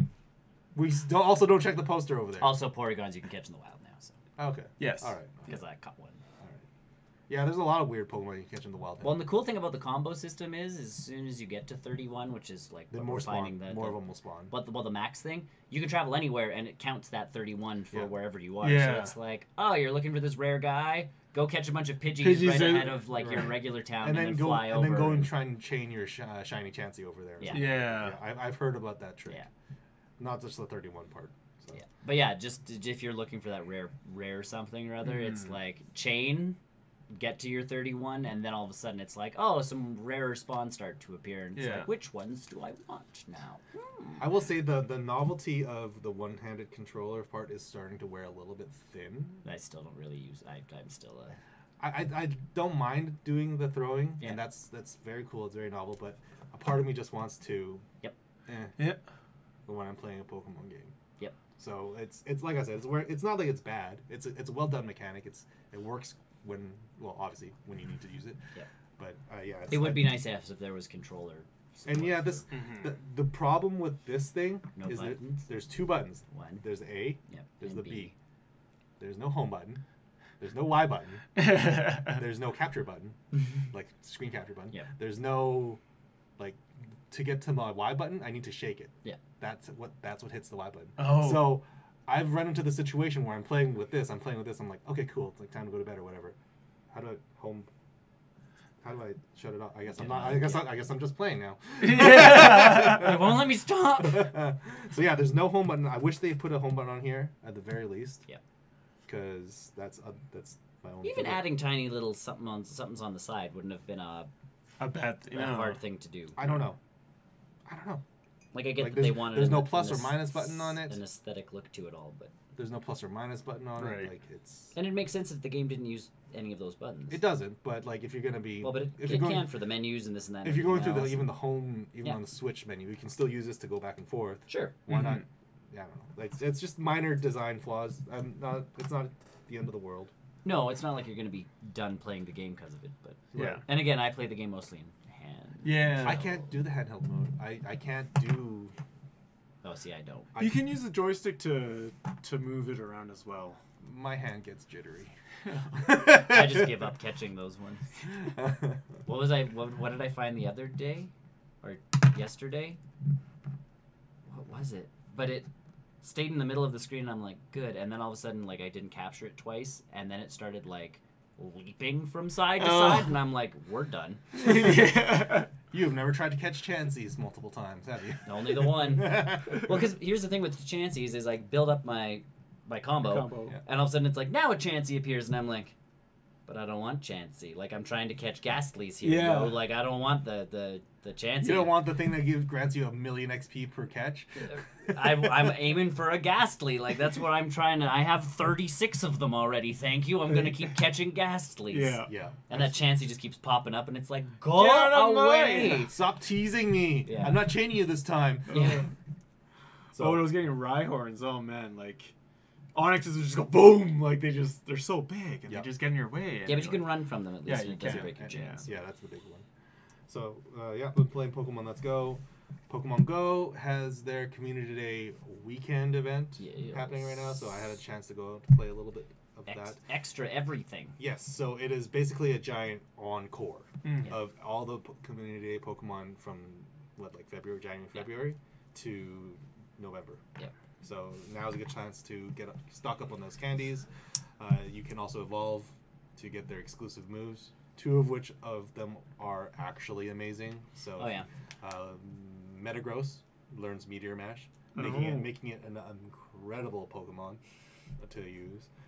Tyranitar learns Smackdown when you evolve the Larvitar all the way up. Smacked. So again, an amazing move for Tyranitar. And of course, there's a community event happening right now, 12 to 3, where it's double XP, double Stardust, double Incubator effectiveness. Yeah. Where it's just for these 3 hours, but the community day spawns will last until Monday, I think, until 1 or 2. So probably after what we do here, I'm gonna go out or whatever. So yeah, been playing that. I've been playing a game on my phone. Not allowed. Okay. Then I have not been playing a game on my phone called The Room. Have you heard of it? Yeah, I've heard The Room. Yeah, it's one of those old. Not old. Well, maybe old now. It's the fourth. Older. It's the 4th one in. Yeah. But it's a room escape puzzle kind of thing, where you Okay. kind of have to. It's like a pixel hunting game. It is. If you boil it down, it's very much a pixel hunting game. But what sets it apart for me is the visual style of what the game actually looks like. It looks really good. It feels, because I think the first game was built on the mobile Unreal Engine. Oh, okay. And so they did the Room 2, the Room 3, and then now the 4th one called The Room Old Sins, I think. All right. So what throws me off is that they've taken that first game and added story into it, where story was never there to begin with. And so now there's this giant narrative of you're looking throughout this house, you're looking through clues of the scientists who discovered something called the null element. And yeah. Are you getting a Charizard for the first time? Yep. Oh, join the club. Yeah. Welcome to the club. I have 12,000 Blastoise if I want them, but There we but go. yes, yeah, the room is a good game. I remember playing the room. If you're interested in the room, I believe the first one at least is on the Nintendo Switch. I believe you are correct. So, but I'm playing on Android right now, and that makes the games really, really cheap. Ah. And I also bought it on Cyber Monday, which was like 10 cents. It's normally like $2 or $3 or whatever. I would still buy it for $3. So, and yeah, I've been playing that, and I picked up some PlayStation VR. Yes, you picked Yes, up a yes, PlayStation VR toy. I have now transcended into virtual reality, gentlemen. Goodbye. And it works. PlayStation VR. That is a good thing. That's a good People give it such a bad rap. People are like, oh, it's the screen is uncomfortable. Like the resolution's too small. It's all light tracking based because you need to have. So how normal VR works is that you strap your headset on, you have your tower, your base stations. Yeah. It kind of keeps track of where you are in the room, and then that's how virtual reality works. How the PlayStation VR works is there's lights all across the front and back. Well, even same with the front of the PlayStation controller. And PlayStation controller. Oh, yeah. And then it uses the PlayStation camera to keep track of where you are in the environment. And so that can lead to a sketchy tracking situation, especially when you need to turn your body around. Yeah. Because there's only like 2 or 3 lights on the back of the headset. And so I found that your tracking can be limited, especially when you start using the Move controllers, which everyone just riffs on the Move controllers because it is outdated technology. It's how they're using their motion controls. I will give it some credit. It actually it works when the camera can see the controllers because there's lights on the bulbs. Yeah. Again, it's all So light. it's all light tracking. So if you are in a very, very bright environment, or your space is limited and you turn around and you can basically cover the controllers up with your body. Yeah. And it'll lose the tracking. It doesn't do the right. But you have to know that, and if you know that, you're. But the problem is some of the virtual reality games you don't know when you're turning the other way. I was playing the Rick and Morty game, and so first of all, it's a Rick and Morty game. It's not as a Rick and Morty game. It's not that fun. Oh, okay. The writing is, I'd say, like a quarter of the way there. It's all voice acted by the guys that from the show. Yeah. So at least there's that to it. But as a virtual reality game, I don't think that it's as engaging as I thought it would be. Well, we were talking about that one. So the big piece about Rick and Morty, what makes the show work is that it's fast, it's witty, it's quick. The jokes come in, leave, then another joke comes in. Yeah. Right. When you're in a virtual space, the jokes come in, and then you're stuck there. You're sitting there like, okay, what do I need to pick up this thing? I need to do something else, and you're kind of left hanging. Yep. There's no sense of like continuity. It doesn't just keep going. And it's not like Rick's just yelling at you, going like, "Come on, quick, grab that thing and let's go!" And you bend down, grab the thing, and yeah, like sometimes he does that, but it doesn't feel natural. It doesn't feel organic as the show would, where it's like it's that quick joke here and there, in and out. Yeah. In virtual reality, sometimes you are fighting with the tracking systems, where it's like, oh, I need to hit that thing it dropped on the ground. I can't. I literally can't pick it up because if I go any lower, then the camera won't track my hand. Yeah. So I'm trying to figure out the sweet spot for my camera. Right now it's above my TV. Yeah. I might have to lower it. Right in the middle of the television. Right in the middle of the television. And you know what? That might actually be all right. I don't know. But yeah, I know when we were talking, like, even if they made a Rick and Morty virtual reality episode, that would probably be the better way. That would be a better way to do. And you know what? I don't doubt that Dan Harmon's probably writing that right now. Yeah. Him and Justin Roiland probably have a virtual reality. Yeah, they could pull that kind of thing off. They might even riff this entire game where it's like that. That shitty VR games are just they don't work. Well, or they travel into it all of a sudden, and it's like a waste of time. Yeah, what the hell's going on here? It was a waste of time. Yeah. Let's go. What else was I saying? Like the head tracking when you're behind the camera, especially with the PlayStation one. I think there was a sequence where I was playing it and my fiance was like, you're not looking at the TV, right? And I'm like, what? And I legitimately thought I was facing a different direction. So it has that sense of space in a virtual space. So that's cool. As Tony's walking out onto the balcony. Yeah. I can't hit the thing. I can't. My hand keeps. This must be the window over here. Oh man. So. Nice summer day. The door's open. Yeah. Nice breeze. One day I'm gonna kick my cat. Oh, easily. One day I'm gonna kick my cat. I would die if I had a virtual. Honestly, with my dog, like. She would just take They you out. they like that whole like I'm gonna sit behind you and just observe you as you do things, and you'd be like, Yeah, kick the dog. Oh, What God. happened to you, human? yeah, and then she'd be like, hello, are you alive? Lick. I'm virtually there. I feel like I'm virtually there. I Yeah. feel like I died. So anything to do with the Move controllers, it gets kind of sketchy, especially if you're not. You don't need to, if you need to be facing the camera, some of the games will let you know that, like, we're not facing the, you need to be facing the camera for this. We'll Turn around. We'll put a turn giant around. arrow on the ground. Like the Rick and Morty one is actually pretty good. They have a giant arrow on the ground that says, this is the direction of the TV. Yeah. And if you're like this, then you're looking this way. You can be like, oh, yeah, okay, so that's the TV. So I'll turn I'll myself. just turn Yeah, it myself. gives you a. I'll turn myself over. So it's not that bad. The ones that require you to sit obviously work much better. Right. There is the Rush of Blood, which is by the same developers of Until Dawn, the horror game on the PS4. Okay. And they made a carnival shooter.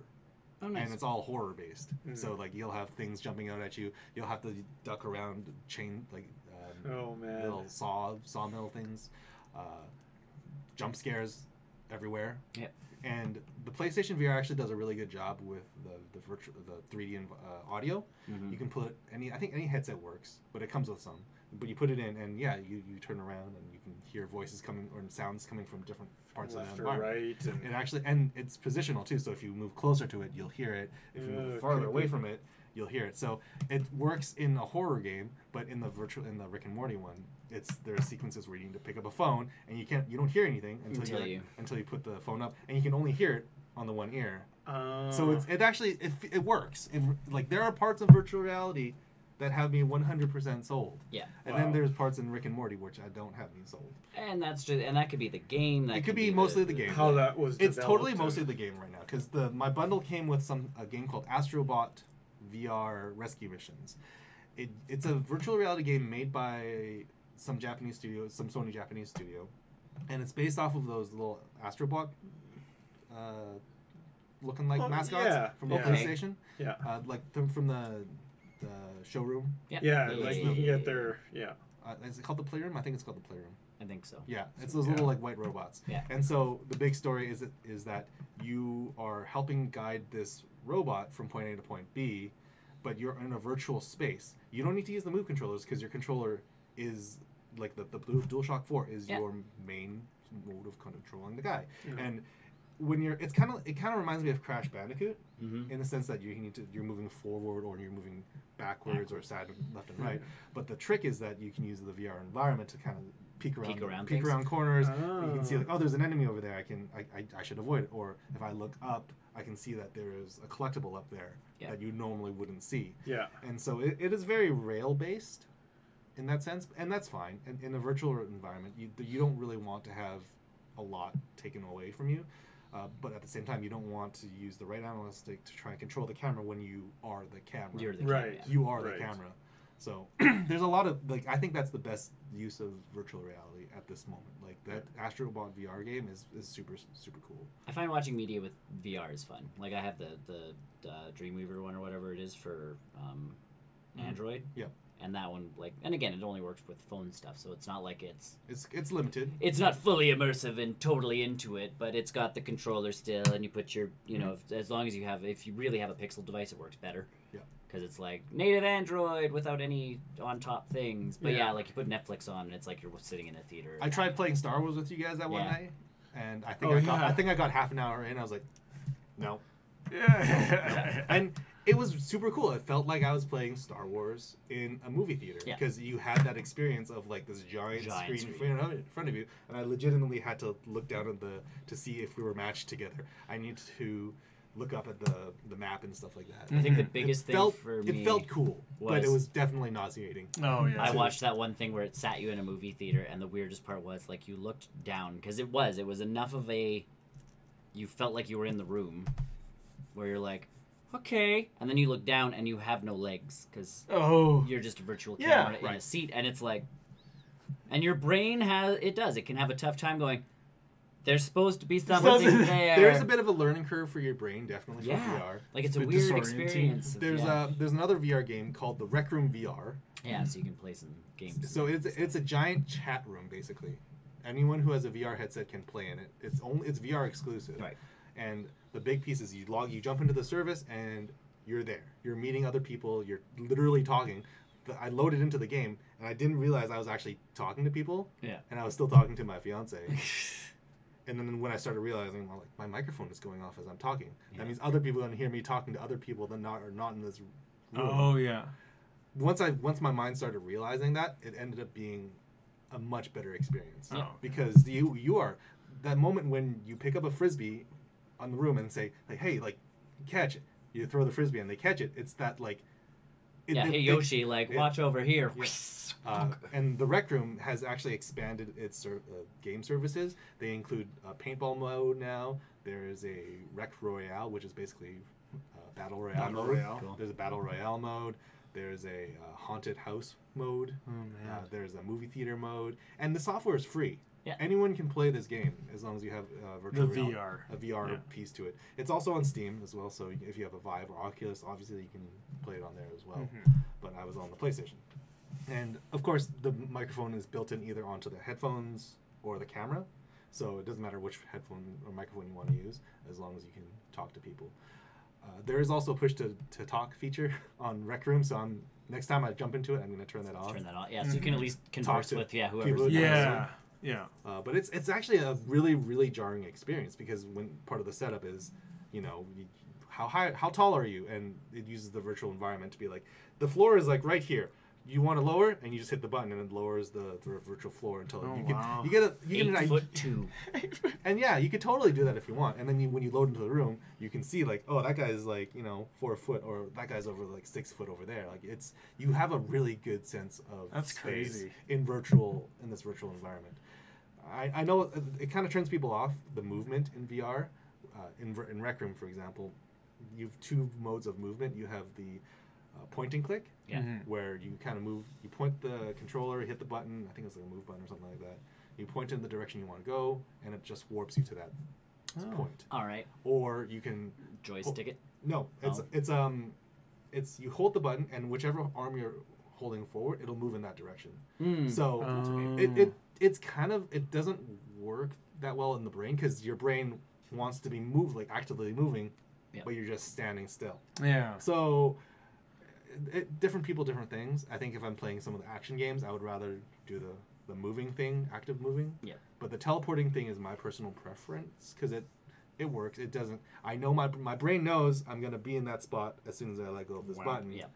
Whereas the hand motion thing, like I could waver back and forth, and that could, like, if you get motion sickness easily enough, it might throw you It off. might throw you off. I know I have a little motion sickness, and I haven't hit any of it yet. I was gonna say every once in a while you every play once in a something while. and you can't do it. It's like I need to go, and it's like That was all right. that was my concern going to VR, but I have yet experienced a time where I was like, I need to take this headset off Yeah. because I'm gonna throw up or whatever. I haven't had that yet. The closest I got was that one where it's like putting the hand motion up and you move, Moving around. actively moving around. Again, if I was playing an action game, that might be a little bit better because I can react a little bit faster. Sure. But yeah, like it's virtual reality I'm super sold. It's super amazing, and I'm looking forward to the next thing I'm gonna Next get. thing you're gonna do? I don't know what I'm gonna do. I just got the PlayStation VR Worlds from the library. The library, which is where I also got Rick and Morty because I'm not paying for that. Now I know I'm definitely not paying for that. And that's the nice thing, at least with the library here, you can try out. Try out it. Yeah. There's do you remember it was a game back on the PC days. It was the Incredible Machine. Yeah. Where you need to like put pieces of things. Yeah. There's a virtual reality version of that where you can control the machine that you're making, but if you're making it in virtual reality. Well, that's like there's even that garage car or whatever, where you can build your car and stuff. Yeah. I know on Steam that's a VR one where you can actually. But yeah, like the idea that you can like pick up a piece Yeah. and then kind of resize it to however you want. Yeah. And then put it onto your machine. That's pretty cool. It sounds pretty vanilla on paper, but once you see the controllers doing it in virtual space, and the fact that you can kind of lean in and around your device or your contraption before you hit the go button, it's actually a really cool feeling. Well, and again, in VR, you don't see the controllers as they are. Like, you're not looking at your hands going like, all right, this is doing this. You're looking at that virtual piece going like, floop, floop. Yeah, and you're looking at a control, because I guess my experience so far is any of the games that have a virtual PlayStation Move controller works a zillion times better. Yeah, because you have that recognition of like, that's where this button is. This is my hand. I know my thumb is on this button, so if I move it 2 inches off to the right, I'm going to be hitting this button. So I'll just hit that button. Yeah. And it just works. Yeah. So it's either you get games like that, or you get the games like Astrobot, who have the virtual controller in the game. Like, when you're moving your Astrobot, you can actually see your PlayStation 4 controller in the game. And you can you can bop monsters with it. That's one of the mechanics to stun them, so you can kind of go and hit them. And it's got a great use of VR. Nice. That's cool. That's pretty cool. Nice. Virtual reality, I'm super sold. I want you guys all to do it. One of these days. I don't know if you have enough room, but we'll figure it. If we're gonna do it, we'll figure it out. If we're gonna do it. Maybe after Christmas when the tree's gone. So yeah, that's what I've been up to. I've been busy too. Cool. Is it my turn? Yep, we've both gone.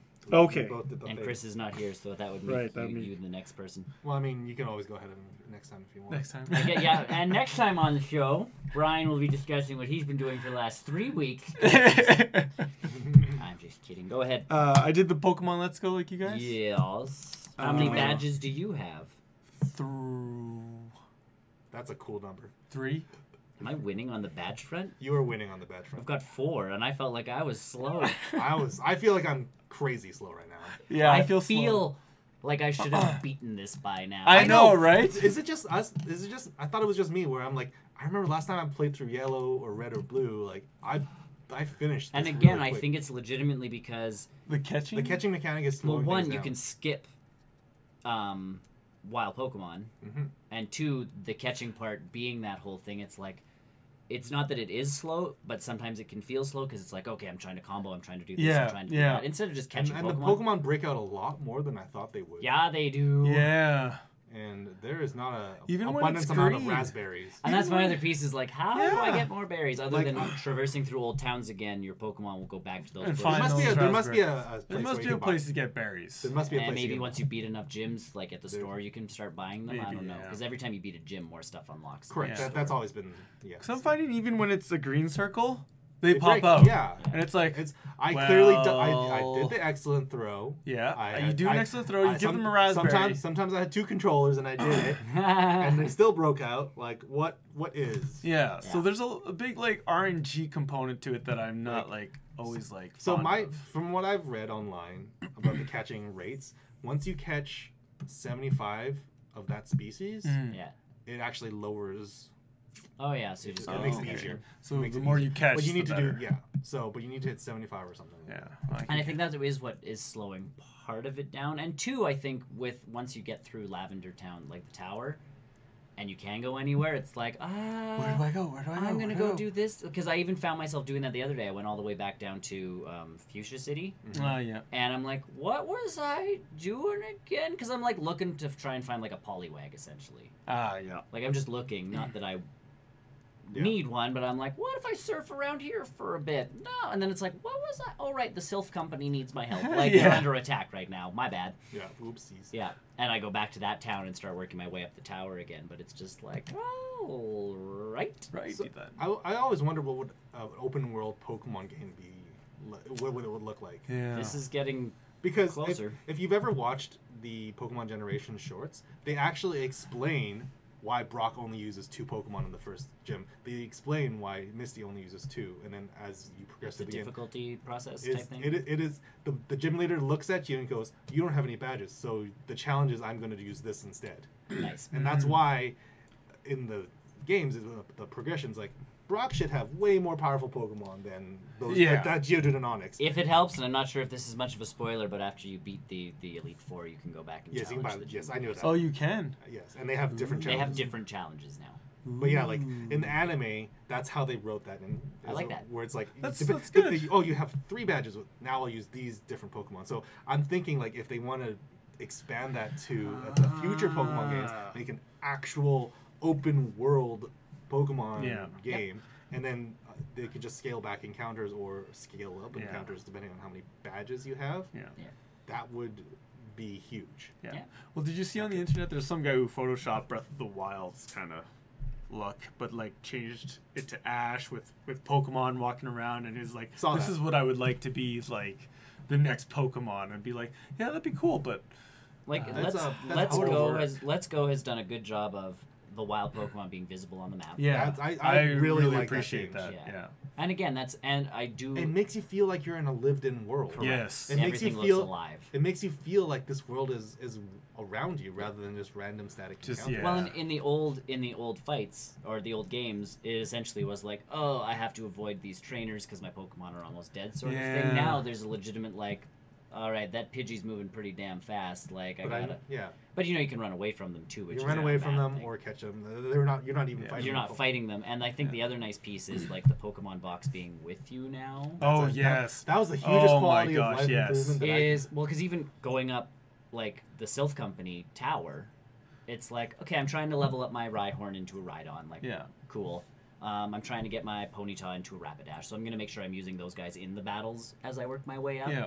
But all of a sudden it's like, oh, this one fainted, and I'm like, okay, switch it out. Yeah. Get another Pokemon. Just get another Pokemon and not have to panic like, oh no. Or worse off, like load that second controller and just kind of cheese your way through it. Or that, you really need to, But like that's where I'm sitting there with the Pokemon boxes, like, I was in that tower and I was down to like 3 Pokemon, and I'm going like, oh man, like. Oh wait.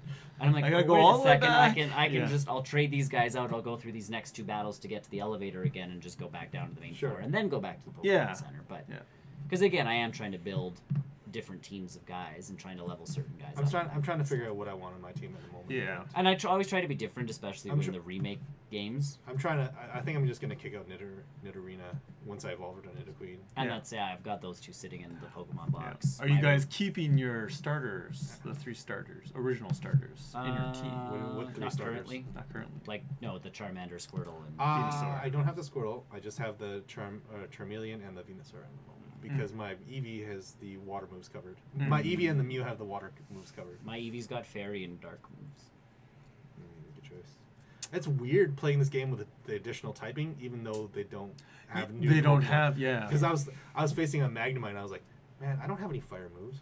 Oh, right, I have double kick. Metal's weak to fighting for some reason. And the opposite happened. I was like, yeah, this Charmeleon's gonna totally use Dragon Rage on this Wigglytuff. I'm like, yeah. Oh.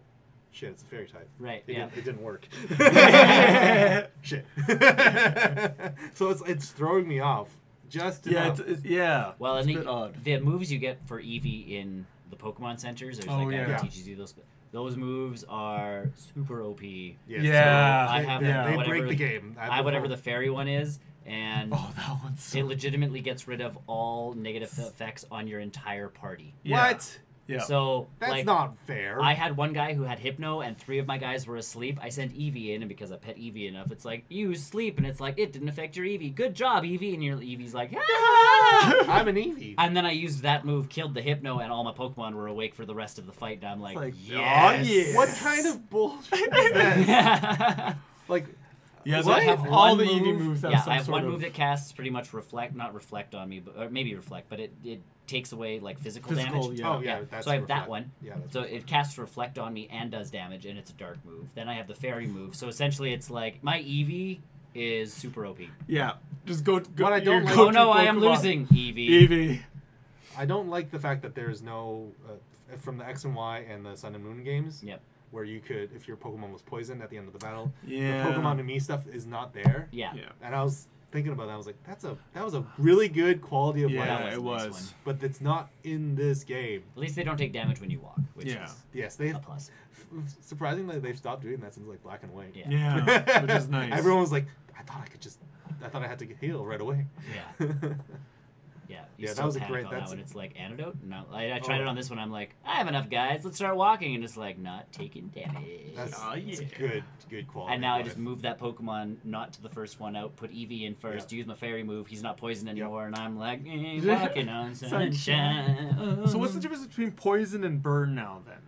The same thing. Same. It's Yeah, it's it's just the damage same over time. damage Like, over time. So if you really want to get into the statistics of it, they still get damage over time, but burn lowers your attack. There's a hidden little piece to it in the competitive format. I don't know if it's in Let's Go, but in the real competitive format, when you get burned, your attack gets reduced by 1 level.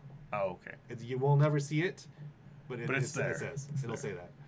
Wow. I don't know what poison does per se. I feel like it does something, but I can't remember.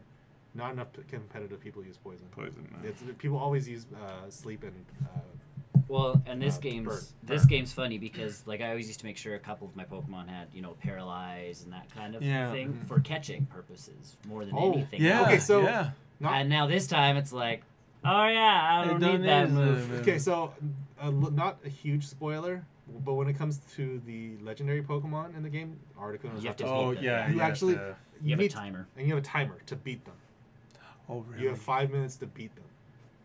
So I've I already. didn't know there's a timer. Yes, they've changed that. Who But did I the have thing to- is, the Oh, change. Snorlax, you have to do the same thing. Snorlax. I didn't So know there's a timer on. So yeah, that's the Yeah, big 5 change. minutes. But the thing is, you can just knock it all the way down.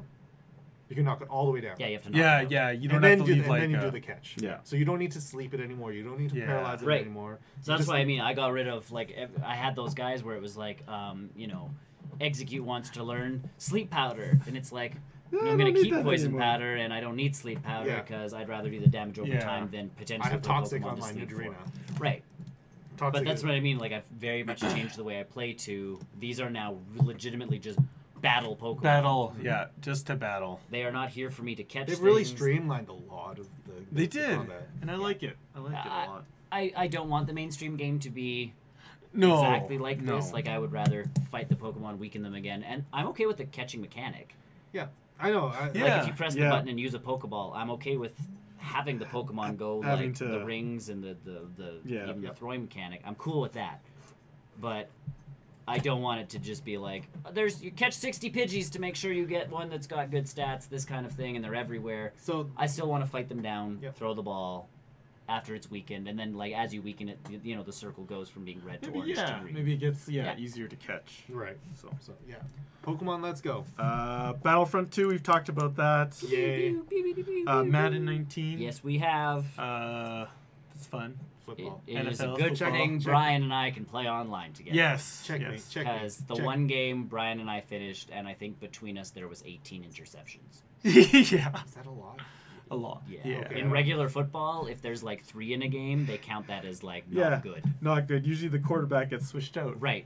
Okay. Like fired. Oh, okay. So the fact that it's Brian and I were almost just playing a game of catch. Yeah, we were just like, oh, you get the ball now. Oh, you get the ball now. Oh, you get the ball now. So I played a couple of the single player things in that game, but yeah, otherwise awful. it's just been you and me online. Yeah. And let's just play because otherwise, one, I don't know enough about football.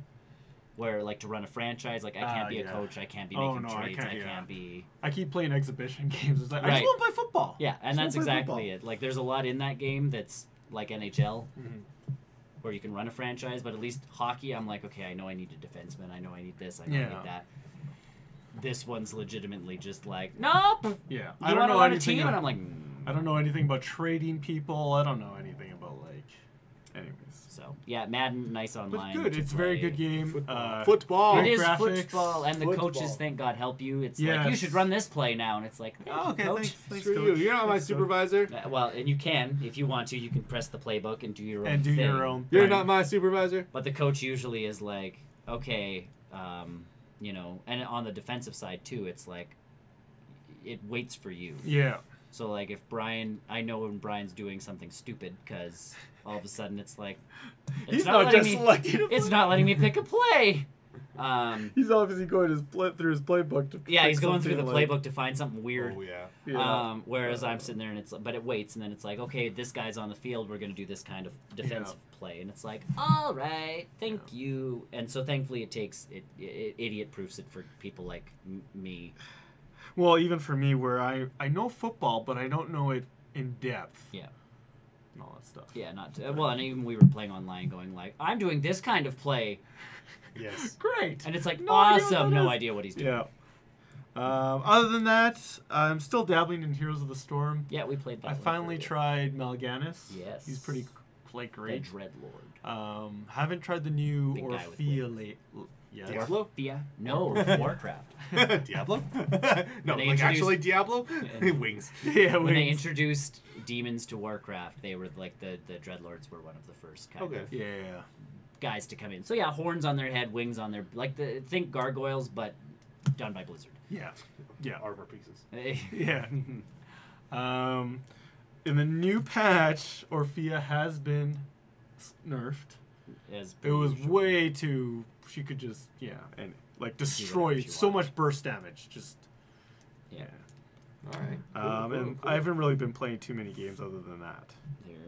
I actually enjoyed our time playing Overwatch that night. Yeah, me too. I How was actually really like that. I the forgot. the changes to that game have been Have been good. Yeah, drastically weird. They Like, changed weird, like, quite a few moves. Mercy on was people. massive. I think that the biggest change for me, Yeah. the fact that I couldn't like res people, Yeah. like it's just Yeah. just do it, just res them right Just now. res them. Yeah. That's really cool. We should try that again sometime. Yeah, It was totally. fun. Yeah, I had a good time. I had a really good time with Overwatch. Things I've been watching. I finished 7 Deadly Sins. Haven't even started season whatever it is, 2 or 3 or whatever So they call it. they have this weird thing where you have season 1. Yeah, they called it season 2, but it's not. It's not. It's like filler a- or something like that. It's like an epilogue prologue that's in between season. And 1 then literally and like 3. the last 5 seconds of each episode were actual story. Yeah. Part, right. I remember watching those, and I'm like, this seems really underwhelming. And Yeah, then, and it was to me. It was boring. Like but then they didn't- actually dropped a real season, didn't Yeah, they? and then season 3 is an actual like An actual show. action-packed show. Yeah, I heard about that one. so I need to give that one a go. it's good. It's good. Season 2, I was like, is this how it's going now? Because this is really like not. But what I that wasn't wanna season watch. 2, but it was season 2. But it, Yeah. yeah, Netflix Yeah. needs to On pull Netflix up, it was season 2, but they need it's to not pull the up their real pants. season 2. They need to Yeah. pull up their pants and Yeah. name it properly. Yeah. And so in this 3rd season, you finally get to see the 7th deadly sin that they never introduced in the Right. first, and he is pretty awesome. And they're all good guys, technically, right?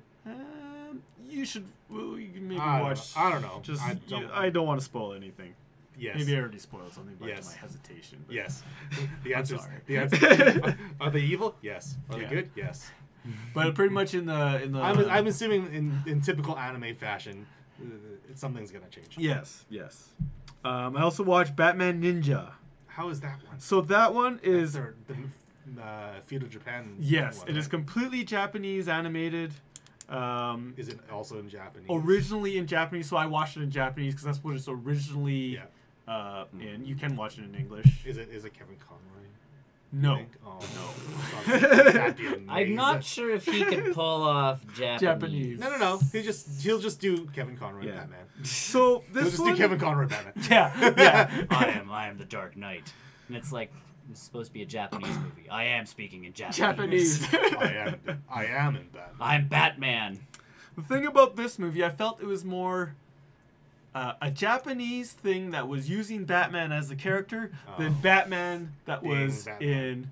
Japanese. Yeah, so not to spoil it, but it is very Japanese inspired action. Okay. So there's like 2 samurais and their showdown, and then they have to like There's also giant fighting robots. sold. Like You should that. lead with that next time. Next time, giant fighting robots being Batman. Batman. Lead Yeah. with that. Lead with And then there's so I don't. You just watch it. You'll see what. Yeah. It's actually funny with that kind of shtick is I've been watching Angry Video Game Nerd just in the background, and he has all of his seasons on there. And I still remember someone was like, "You have to play the Power Rangers games. Like, there's 8,000 of them." Okay. And he's like, "I never got into Power Rangers." So he did a whole episode outside of Angry Video Game Nerd where he went through he watched the first season of Power Rangers, and he started it going, and all of a sudden he's like, "Did you guys know that there's giant fighting robots and giant fighting people in like rubber suits in this show?" Like, he grew up on Godzilla and like all of those things, Yeah. and he loves them. And he's And how like, did he miss that? and that was his thing, was he's like, Why did no one tell me this was a thing?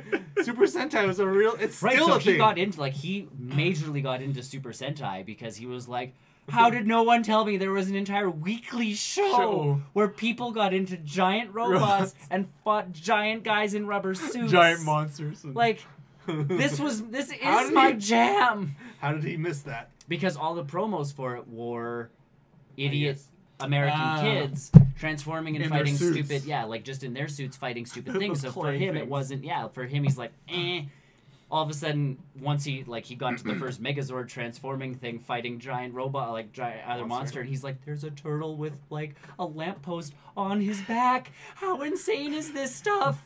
Yes. And I'm just like, I'm so overjoyed with the joy of like this 30-something-year-old guy who's Realizing He's those just like- Power Rangers for the He's first got time. yeah, true Power and Rangers. he's happy about it. Like a lot of people, you talk about Power Rangers, and if they didn't watch as a kid, it's like, whatever. For him, he's legitimately like, he's amazed by the fact that they took stock footage and Just put it in. did put this it in, and yeah. put it over a teen soap opera, pretty much. Like he's enthralled by that, but then all of a sudden there's giant robot fights, and he's just like, What? life is complete, life is complete, life is complete, life is complete, and then he played through some of the games. But when it's all of a sudden it's like Batman, robot fights. It's like, yes. Did you see that Netflix was bringing back Ultraman?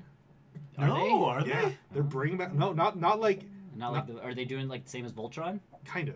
Okay. So it's they're doing Ultraman, and in this, or it's not even an origin story. It's like a sequel. Oh yeah. It's like a far-flung future sequel to Ultraman, and one of the monsters is looking for him to fight off against his old nemesis or whatever, and this guy's just like, I'm not Ultraman. Like, what are you talking about?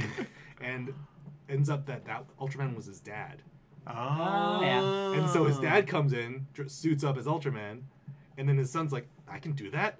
And then, Netflix is making an entire show off of that. So, I'd watch that. yeah, and it looks legit. See, and that's where like the reboot of reboot, you're just sitting there going like, why? How hard is this to screw up? Don't need to. Right, like you don't need to reboot it, and two, this weird storyline does not work. Like you could legitimately bring back Beetleborgs, VR Troopers, Oh my god. all of those shows with Beetleborgs. no problems Cadillacs whatsoever. and dinosaurs. Huh? Cadillacs and dinosaurs. Well, but that's what I mean. Like you could bring back so much of those shows from way back then, and barely have to touch them. Mm-hmm. It's like Yeah. it's a bunch of teenagers who suit up and fight things. Cool. Cool. Done. You know. Yeah. But yeah, the Ultraman stuff is they're bringing it back as an animated short, and it looks really good. That looks good. And so like you have this. They've had good success with Voltron. Yeah. To the point where Voltron was on like a Black Friday sale, the Lego one, and I'm like,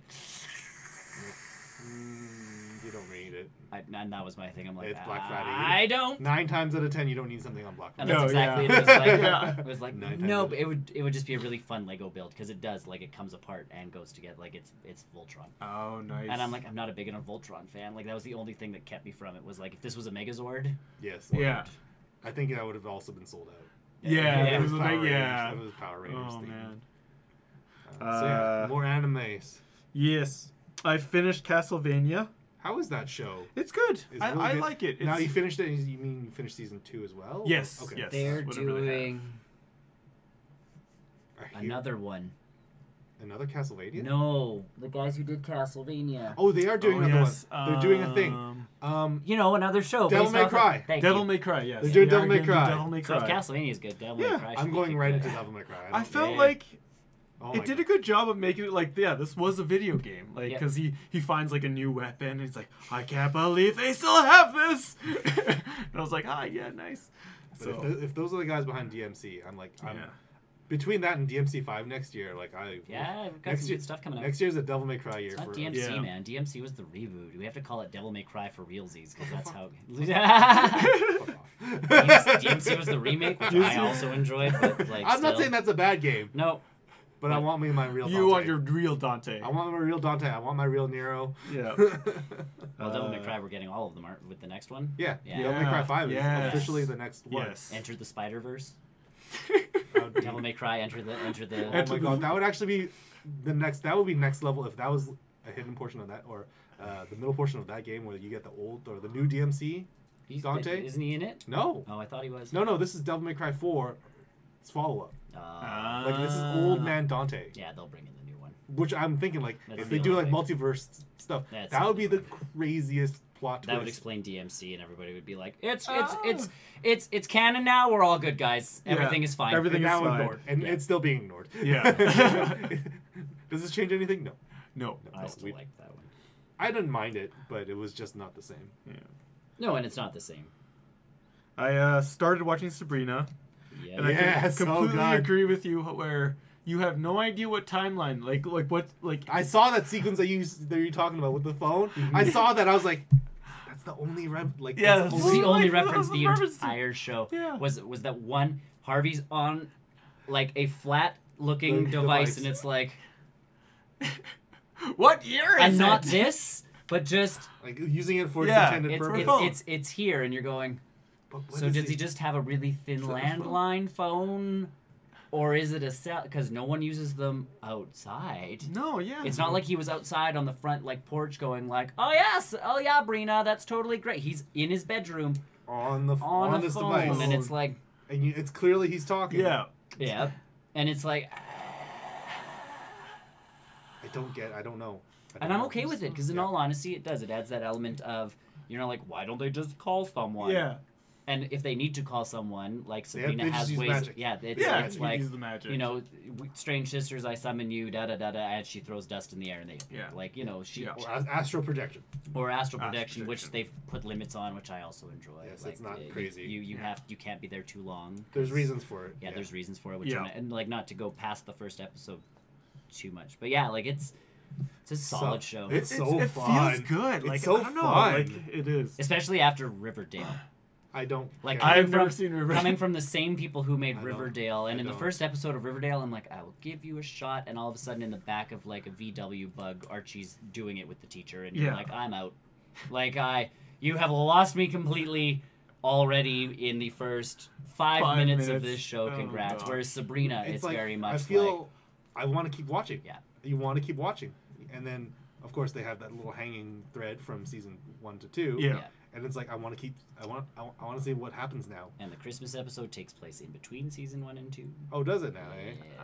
I like that it's called the Chilling Adventures. Get it? It's still Yes. it's called Chilling because it's cold, It's cool. but it's also the name of the show. And they did. They went off that there is a comic line of a darker Sabrina, and this is what they've launched from. And it the still only feels fine. and it does. The only unfortunate part to me is that it can't attach to Riverdale because of the like That's okay. because that's Riverdale better. sucks so bad. Like it would have been No, really it's, cool. it's fine. It's fine. We'll leave Riverdale in its own The best cesspool. part was the best part was in the comics right now. They are doing a crossover between like this Sabrina and Riverdale. We'll just leave Riverdale. in its So own cesspool. Sabrina gets tired of Greendale and she goes to visit Riverdale in the comics, and they're like, "There's your crossover. Done. Bye." We'll just leave that show by it is. We'll leave it. Oh, and they've announced cast for season 2. The guy who played Wesley on Buffy and Angel is joining the cast of Sabrina for season 2 Oh, excellent. in an unknown role. That's fine. So everybody's like, "So What- demon, what- librarian, Librarian. what's it gonna be?" And like, so Allison Hannigan's husband, I Yes, guess. yes. Yeah. I I'm would. try- I'd I'm like trying her to- on the show. I'm That'd trying be to fun. think of the last time the last thing I saw him in. That I really, Avengers.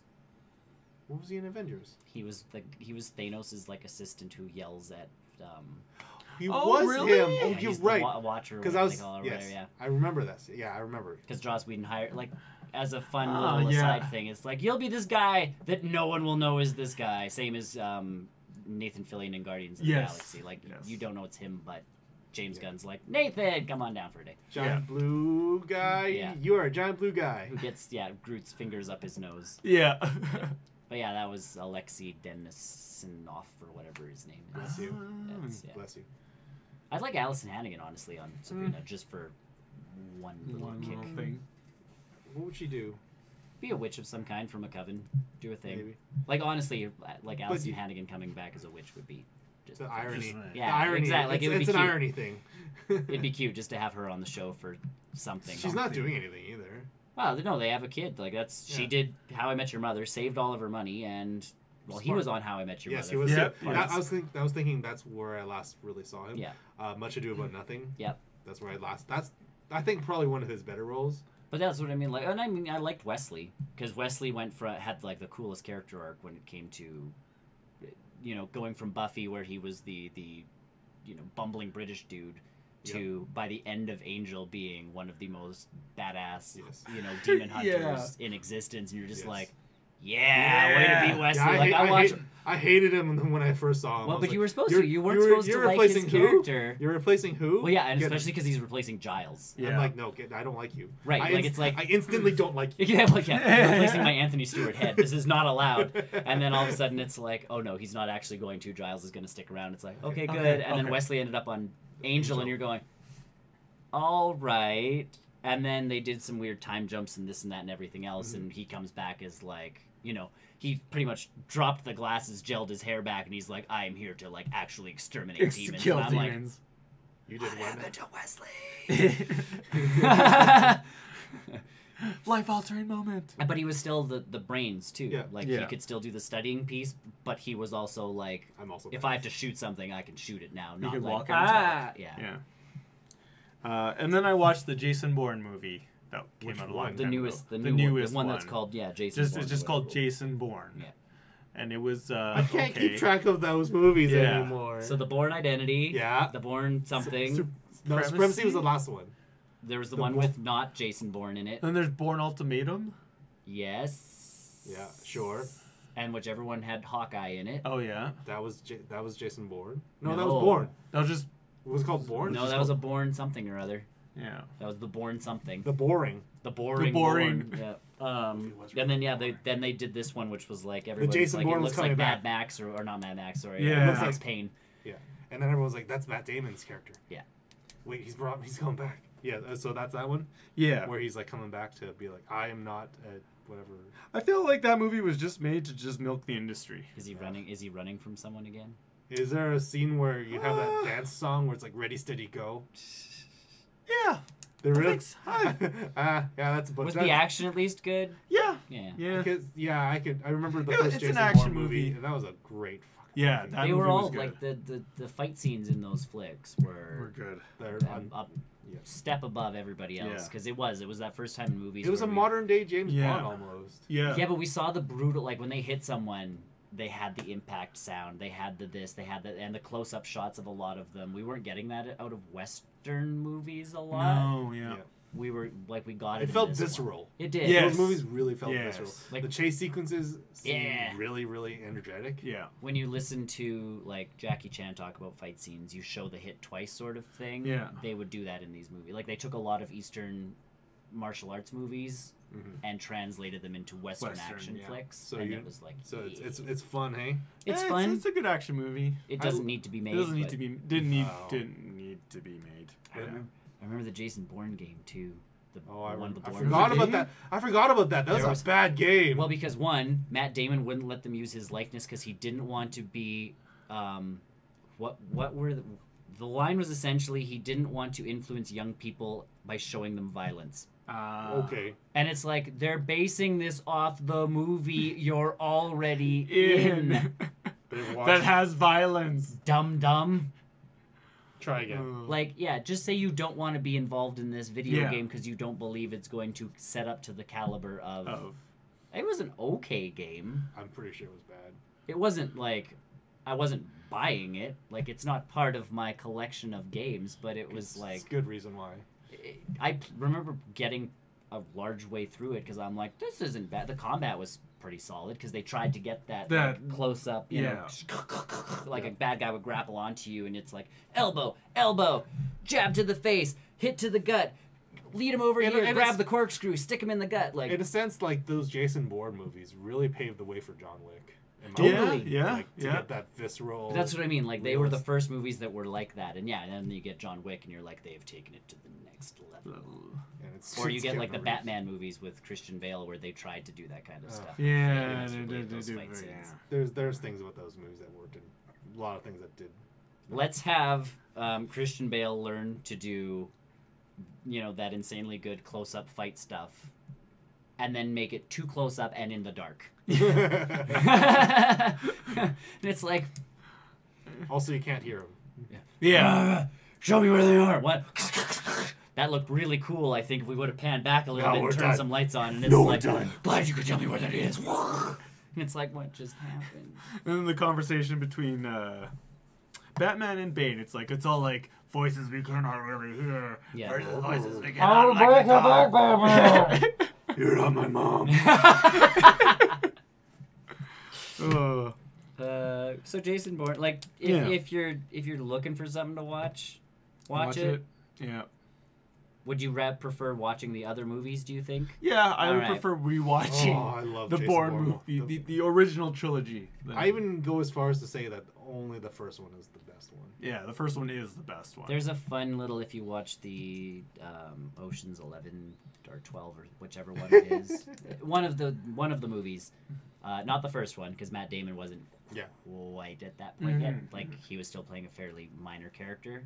I think it was in 12.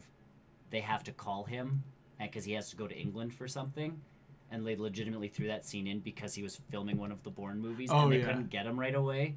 So they're like, they called the people because they were all working for the same studio, and they're like, can you get Damon walking down the street with a phone saying these lines? Like, that's all we need. That's all we need. And so there's part of one of the Ocean's movies that is legitimately filmed like a Jason Bourne flick with like the moving camera. And the whole thing with him walking down the street. And it's like, this feels out of place. And that is why. Because it was not filmed by anyone from the Ocean series. It was filmed by the Bourne people. That's funny. And it's like... That's a cool piece of trivia. Yeah, it's one of those like, that's fun. It's not out of place, but it is.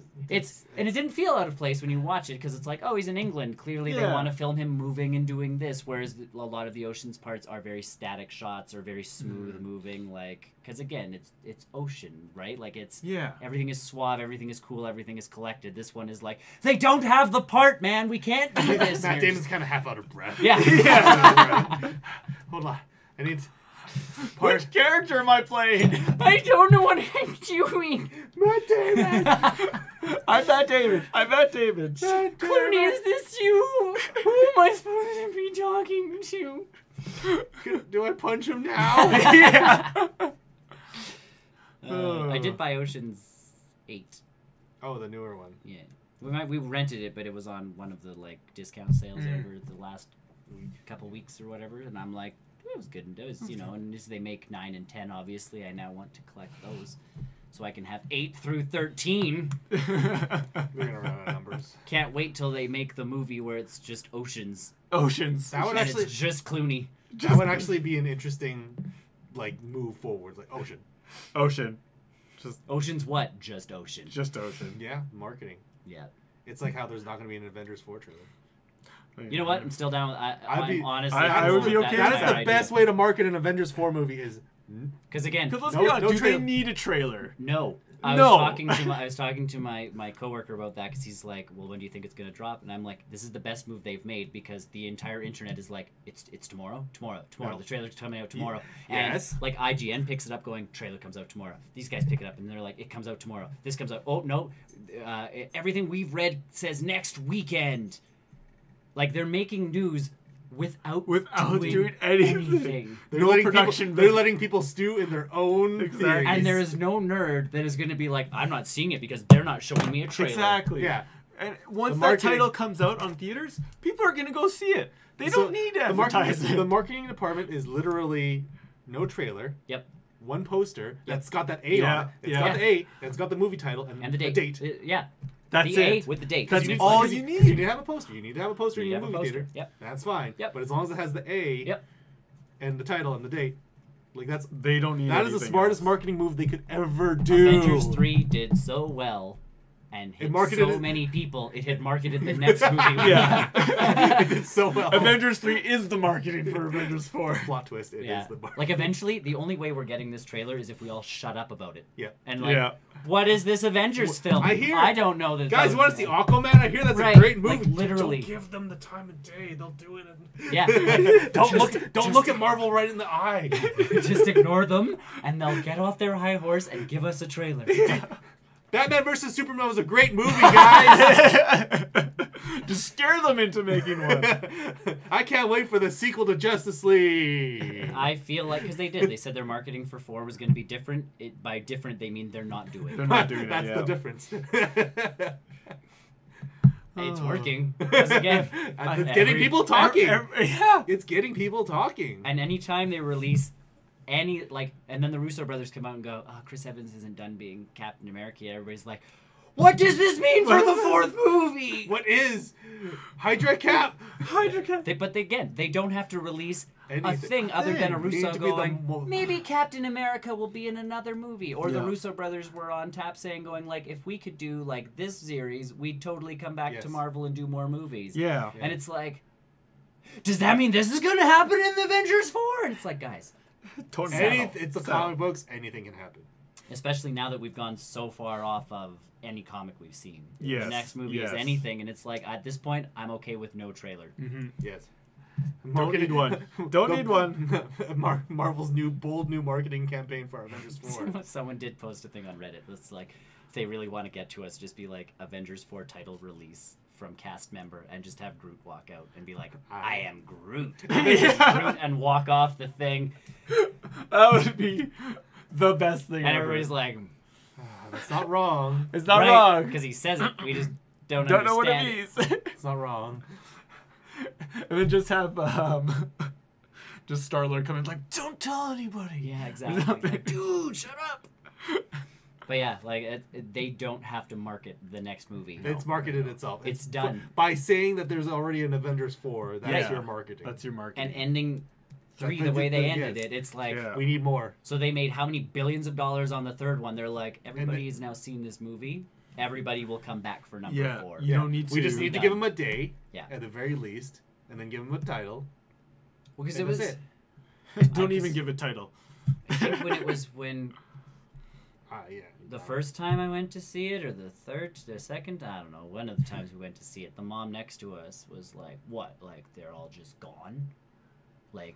No what? one's gonna think that. What? But no, like she was, because she was with her kid more than anything. Like they went to see this movie, and she's like, "Well, I don't understand this." And like, Chris is sitting there going, "Like, well, no, there's another one coming out in in a couple months. In 6 months, we're getting the next piece of the movie." And it's like, I have to come see another one of these, and it's like, well, you should have seen about 20 of them already. Yeah. Well, we don't need to be fair, Well, you don't have to see it if you don't want to. And it's like, you don't have to go. This is a complete film. It is, the rise of Thanos. Like, it is the Thanos storyline. Yeah. You've now gotten it. He has succeeded.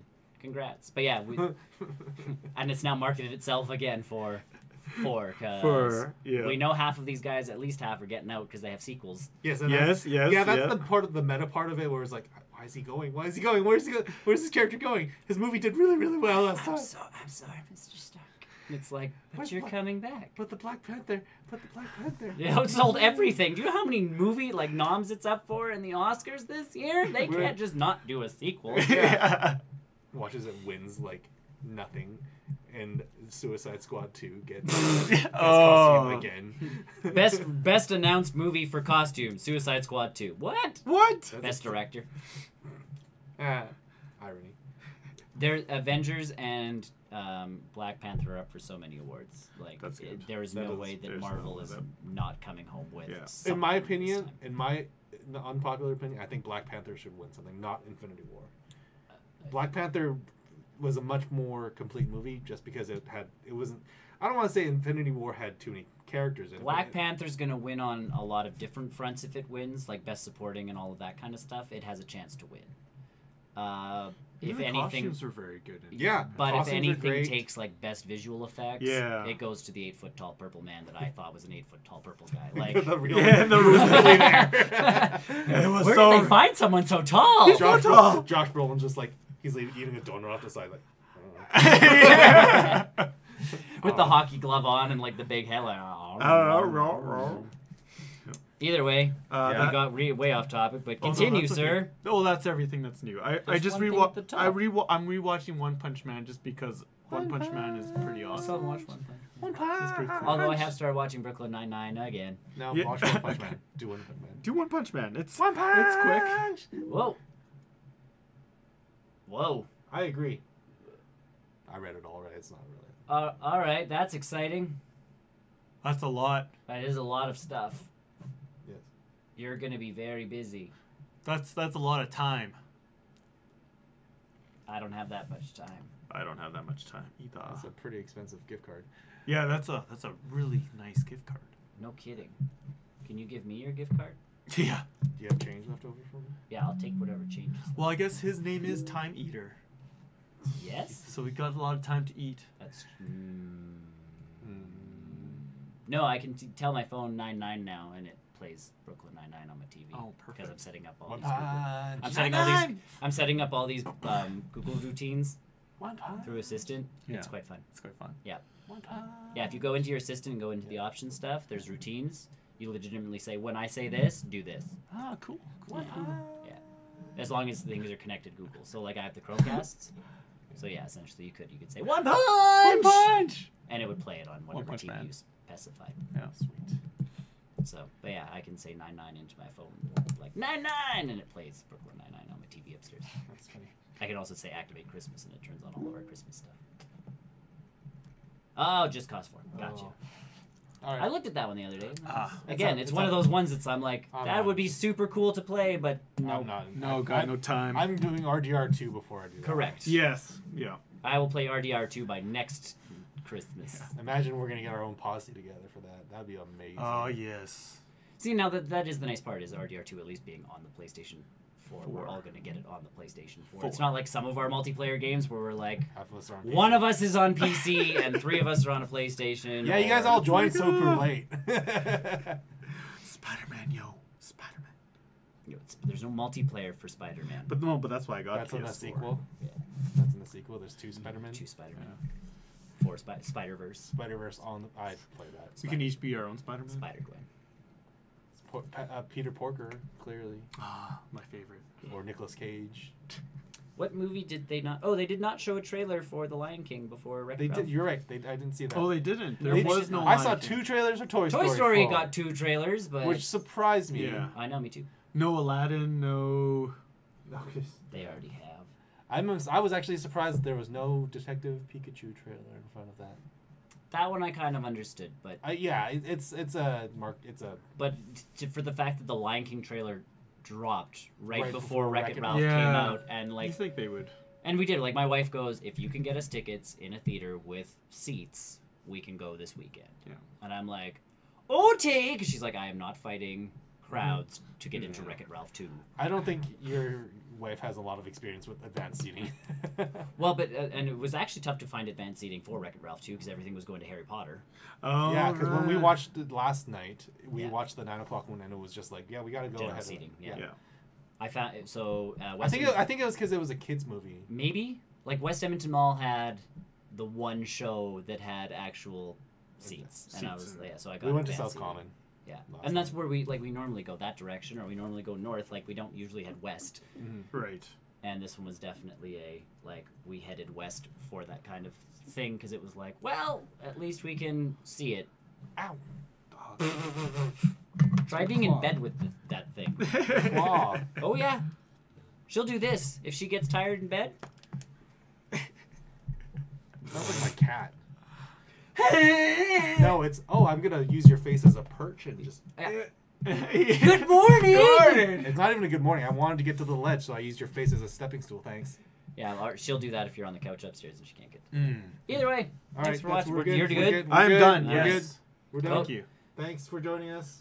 Metroid Prime 4. Yeah, you can't win before. Yeah. You have to be actually out in the calendar year of 2018. Yeah. I'm I actually can't just. wait for the Superman game announcement. That's not going to happen, but It's gonna happen. I'm interested in the VGAs this year only for the fact that Death Stranding is plainly coming out in June. Yeah. Says Thanks, you. Thanks, Walmart. Tony's most anticipated game Again, for next year. again, Death Stranding. Again, Death Stranding. So I guess with that, stay tuned in this month now Yeah, end of this for month. our past cast where we go over Old the biggest stuff from this year that has happened, and Looking we forward look to forward to future. Batman v Superman game as long as it's better than the movie. That's not hard. But yeah, if you want us to talk about something specific on the past cast, like leave Or- something in the comments or Yeah, that if kind you of thing. try to jog our memories. Yeah, Sometimes like we we miss- have our lists from last year, but if there's something specific you want us talking about, like biggest something or other from 2018, or you want us to talk about something specific for next year, throw something on to We'll see what any of our we'll see if it comments fits and in. social media. We'll see if it fits in. We'll see if we can fit it in. But stay tuned for that. Join us on Discord so you can see what we are going to be talking about and that kind of stuff. Whoa. Bye, right. Time See ya. Eater. Thanks All for right. watching. Thanks for watching, everybody else. Join us next week. Same, Same great taste, same great flavor. Bye. Different hamsters though.